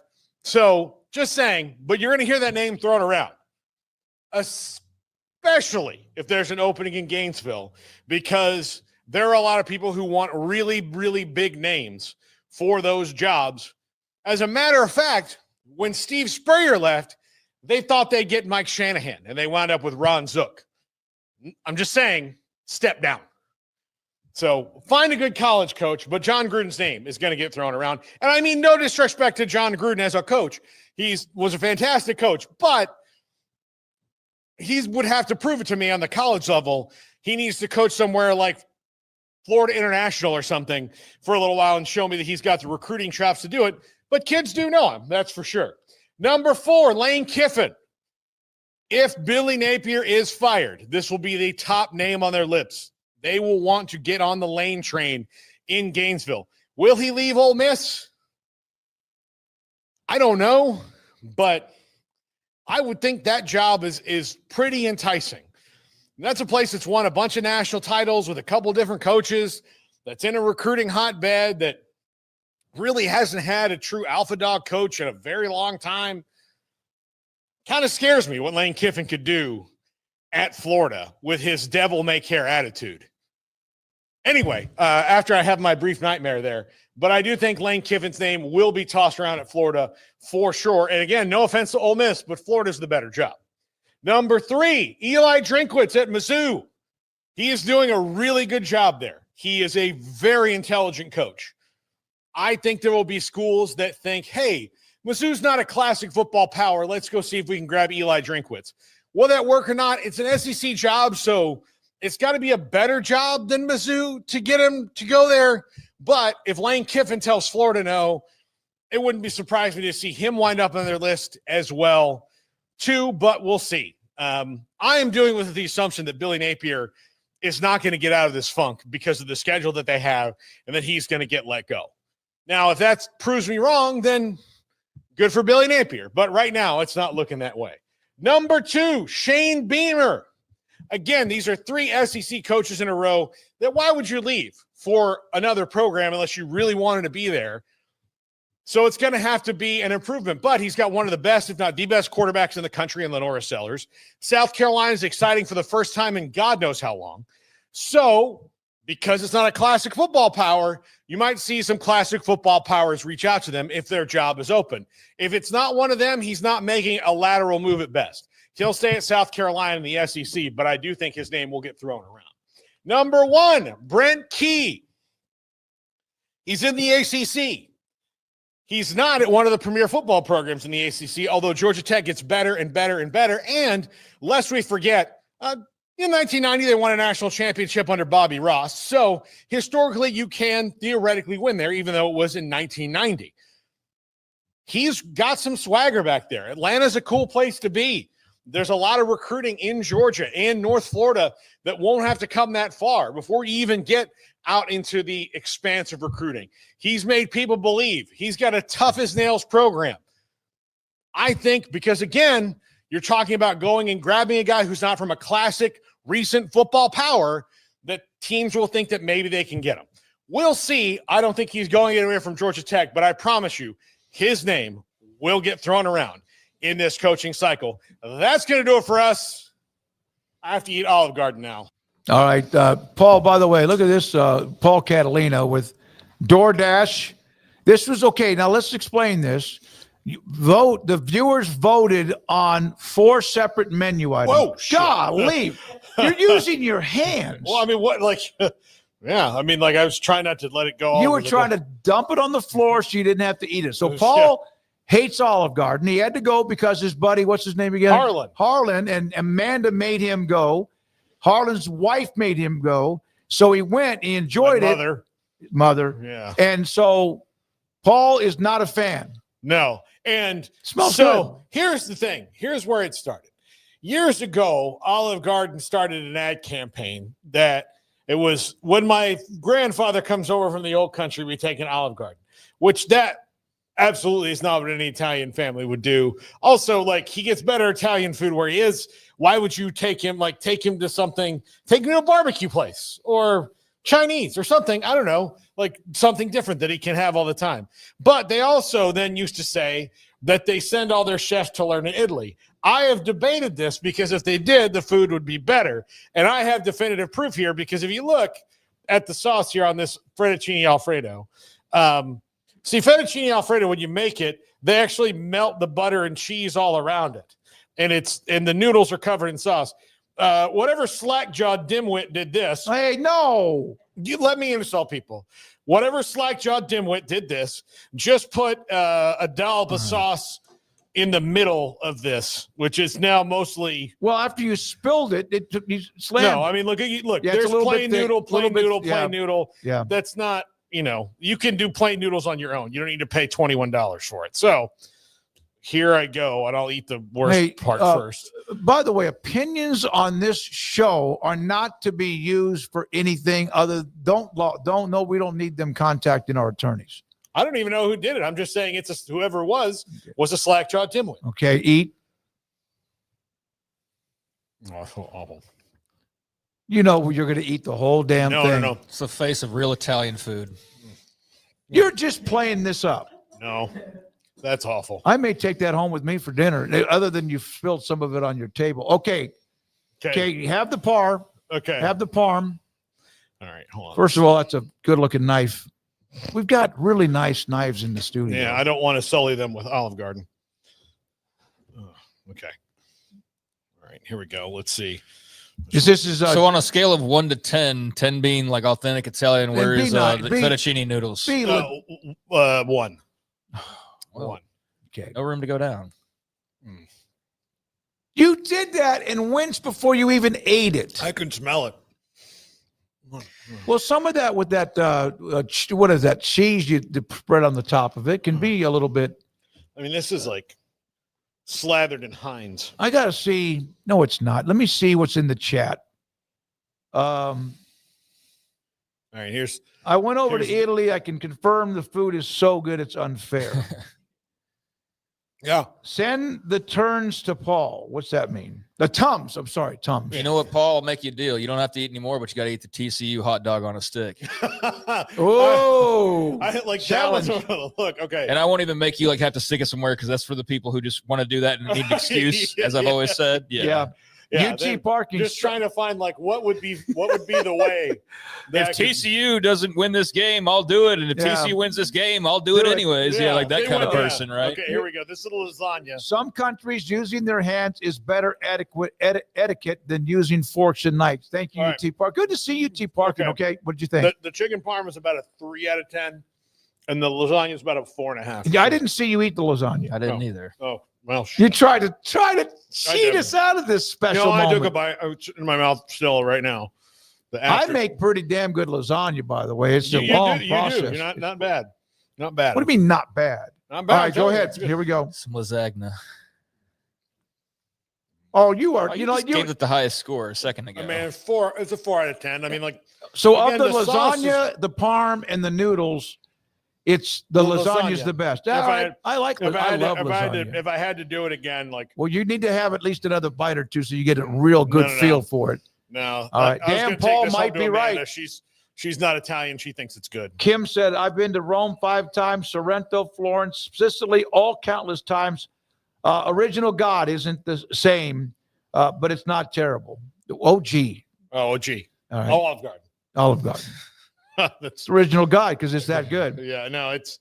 I mean, look, I can just tell you again. Great. Maybe some of the chefs go to Italy, but the Waco, Texas chef. You know what? You're still eating that stuff. The other problem is, I'm just kind of like scientifically looking at it. Yeah. That it was delivered in a car that was also delivering 40 currently being smoked Marlboro Reds too. So that's not really helping. Well, no, it's a sweet malt. What do they call the little the guy's cut? Yeah, it was. This is hardcore. So okay, there we go. Someone said send TCU hot dog. Paul should start a cooking show. I would love lasagna. I would love to. His hands were all over it. Bracket Cat, Smokey, thanks for keeping Paul honest here. Yeah, we follow up. Can't say that's why I had a big beef earlier this week on like all these people offering to do things just for a quick social media hit, and at least Paul's following up on it. No, he is. Not like the Florida State guy and various others that have. Is he going to the restroom? No, the headset hit the floor. It's a $3,000 headset. Mid segment, just got up and walked off. You know what? When you leave the studio, Brandon's going to scarf that stuff down quickly. He's a young boy. All right. Like I said, it's going. All right. My lasagna 4, Parmesan 3, and the Alfredo noodles 1. 1 only because I couldn't. So give Amanda's it 0, eating the rest of it. Yeah, Amanda likes this stuff. See. So.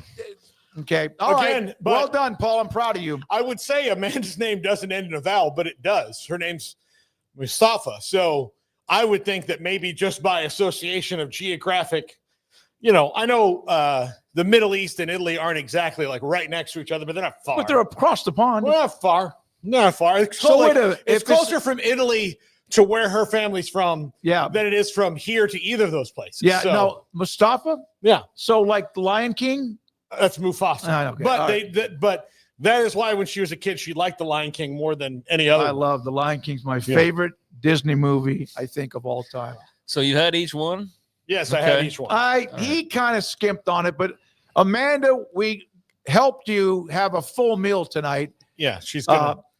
I want to report in from you. I need a text from you when you go to bed tonight, whenever that might be. She is upset I didn't get the salad. It gave me an option to not have it. And the salad what's the salad that you would have at Olive Garden? It's like that. The salad is actually not awful because it's hard to mess that up. But I want 2 things. I want Amanda to send me a text on what she thinks of the food when she eats it, and we'll put that up on Monday's show. And I need you to report to see how you're doing. Like emotionally. I mean, I got through it a month ago. I'll get through it now. It just, I still think the standing keg or whatever that was the best. All right. So, so if you'd have had a bowl of just like the pure Alfredo, what would that have been like? The pure feta, would that have been like the worst thing to do? The worst I told y'all. I freaking told y'all that would have been the worst one. That was one of the ones that was on the list too. Like, so they kind of I was excited when Tour of Italy won, until Andrew read to me what was on the list, and I was like, Oh man, Yeah. I'm proud of you. Is that bread right there? I bet you eat that bread. No, I don't. The last time when I was there, it was stale, so I've lost my taste Here, for it. give that to me. I'll try a nibble of it. All right. What do you do? Polls, quiz? What are we doing here? I gotta save a I breadstick leave for one a minute. day. Okay. Yeah. What do We're we gonna have? do the quiz. Quiz. Okay. Here we all got to talk amongst ourselves at the same time. There you go. There's Paul. here's He a looks so happy. Here's a breadstick. Thank you very much. It's not hot. Yeah. No. This former Utah All-American defensive back came out of retirement to help his team win Super Bowl 56. Oh, this is easy. It's Eric Weddle. Eric Weddle. Yep. Too easy. Wasn't he really pretty good with the Chargers? Yep. All right, got it. All right. Or another team in LA, same thing, right? Yeah, that's right. And I the still play for the forget Ravens that as they're well. in L.A., huh? Play for the Ravens as well. They look good in their opening win against KC. All right. Thank you very much, Andrew. We got 64%, by the way. All right. This Texas school holds the record for the most punts in a single college football game with 39 in 1939 and a tie against, by the way, we're now Hal Mummy coaches, Centenary College in Centenary University in Louisiana. In Shreveport, Louisiana. Yeah. He sent us a helmet. Oh, really? Yeah. Awesome. Yeah. Robert. He was distracted on Monday. Who's the most famous person? Robert Parrish. Robert Parrish, Yeah, the chief. Okay, so I'm gonna say it's got to be Texas. I'm gonna say no, it's not Texas. All right, and it's not A&M because they Who were do the you think two it best is, Craig? schools in the Southwest Conference this year. A&M won the national title in '39. Well, I was getting ready to say that. It's like, isn't that when A&M claims they won a national title? No, they in actually did. 1939? That's the one. That's the one that That's the one they won. That's Yeah. the one they won. Yeah, I it's knew the that one sounded familiar. They literally are in the books as winning that, not as just like alternative. You can buy shirts at Lupo's that say 1939 national champions. I'm pretty sure though there's teams that claim some of those early titles where they did have 0-0 types of Yeah. games. I mean, they were like 1-1 with a tie, and they were the best of the two teams that were actually Nebraska? playing. Okay, but the obvious answer would be like, okay, it's not A&M. So it's going to be between Texas Tech and Texas State. I don't even think it would have been Southwest Texas State. Were they even alive at that time? I'm gonna lean towards Tech here. Okay, Craig, we got to agree. I mean, 2 out of 3. I'll go with you All right, guys. we'll go to Tech. We'll go with Texas Tech because obviously we know they've always sucked in football. Crim cultures. It was Tech. Yeah. All right. I didn't mean to say they sucked in football. That was a little extreme. That was a little heavy. It's kind of like saying Dion, if they win in Houston's huge. All right. North Star funding partners just canceled advertising for the rest of this month. Driving range storm. Yeah, you weren't here yesterday. I want to learn. So I'm going to read these out here. In the 39 game played a driving rainstorm, Tech punted 39 times in a 0-0 tie against Centenary, contributing to a combined record 77 punts in a single game. So it was playing Iowa. Yeah, I was going to say, it was an Iowa game. Offensive struggle to move the ball. No kidding. And punting on first down was common back then. Okay, yeah, that sounds like that'd be an interesting game to have up on YouTube and have people watch that punt fest. But okay, Texas Tech, we got that. You know what? I'm about to die over here. I love how it was dry and cold. Yeah. Punting on first down was common back then. Can you imagine if somebody just gave up right now and punted on first down? It's like the Newton coach. It's like the Hall of punted Fame on third induction down, yeah. ceremony when the guy said they was winning so much they had to punt. Hey, catch the punt and punt it back to them because they didn't want to score. They had already like 58 and up. All right, there we go. Will USF pull off another huge upset against Miami? I said Miami wins close. I hope that USF wins. It'd be great. But the win, well, that's the one. That's the one. Hurricanes dominate, and then USF shocks Miami. I think I'm with the bottom two, and I don't know which one. I think Miami wins close. I don't feel great about that, though. I just feel like I think South Florida is still great regardless. But, yeah, I'm between the bottom two on here. I think Miami wins close. I'll go with though. Yeah, I think USF's defense is good enough to keep Miami from running away with it. I think Miami's offense is not really necessarily explosive. I think they're good. I don't think they're going to win a lot of games 48-17 kind of a team, but they're going to win most of their games. Liked what I saw from their defense in that open. I think that this will be maybe more of a defensive struggle. All right. Thank you very much for another poll from Andrew. We got one more. And here it is. I think you could have added one in here as an option, but which is the best trick play in sports? Philly special, of course, recently with that Super Bowl win Hidden ball trick was what I picked. That was the Philly special. I was at that Super Bowl. That was the second coolest thing that happened that night. The first one was the halftime show with Justin Timberlake, where I learned to stop being a hater. Why? I was always like indifferent about him, but like when I saw him put on the show, it made me change my whole thing about maybe musical acts that I don't like. Like if you see him live, it kind of changes it. And Timberlake puts on a show. No, he does. I think I'd like to know how much water weight he loses in his body during a concert. Craig, I don't know what other best trick play could have been a part of that, but the hidden ball trick is one of the greatest of all time. Well, how did 10 seconds ago you said you'd have one you recommended? Yeah, I thought about it. Back when the Nebraska used to run the Fumble Rooski. Fumble Rooski? Okay. Yep. I think hidden ball trick's the coolest one. There's a variety of ways you can pull it off, but it's hard to, and it's very rare. So, I think I'd go hidden ball trick, just being more of a baseball guy. It's always fun. All right. It happens so rarely, too. Yeah, no. Do you know the Midway, the baseball team, the Little League team, the baseball team won a state championship, and Drew Olmstead did that in the state championship game that helped them win the game back in, June. All right, is that it? Andrew, with all of what he does, even though he's meaner than a coral snake, quiet, silent assassin. I wouldn't say meaner. He's sly. No, he's sly. Like a fox. Venomous. He's Brandon Rowe, give him a little bit. Yes, very well done today, by the way. Garrett Ross has been incredibly focused and working on 365 Sports tonight at 10:30 on the CW. Hey, everybody, enjoy the games tonight. 2 of them in the Big 12 and the great weekend. And we'll be back Monday to look back at the shockers, the highs, the lows, and whoa, how about Team X or Y? Thank you for your time. Thanks to our viewers and sponsors. For Craig and Paul, I'm David Smoak. Good night, 365 Sports.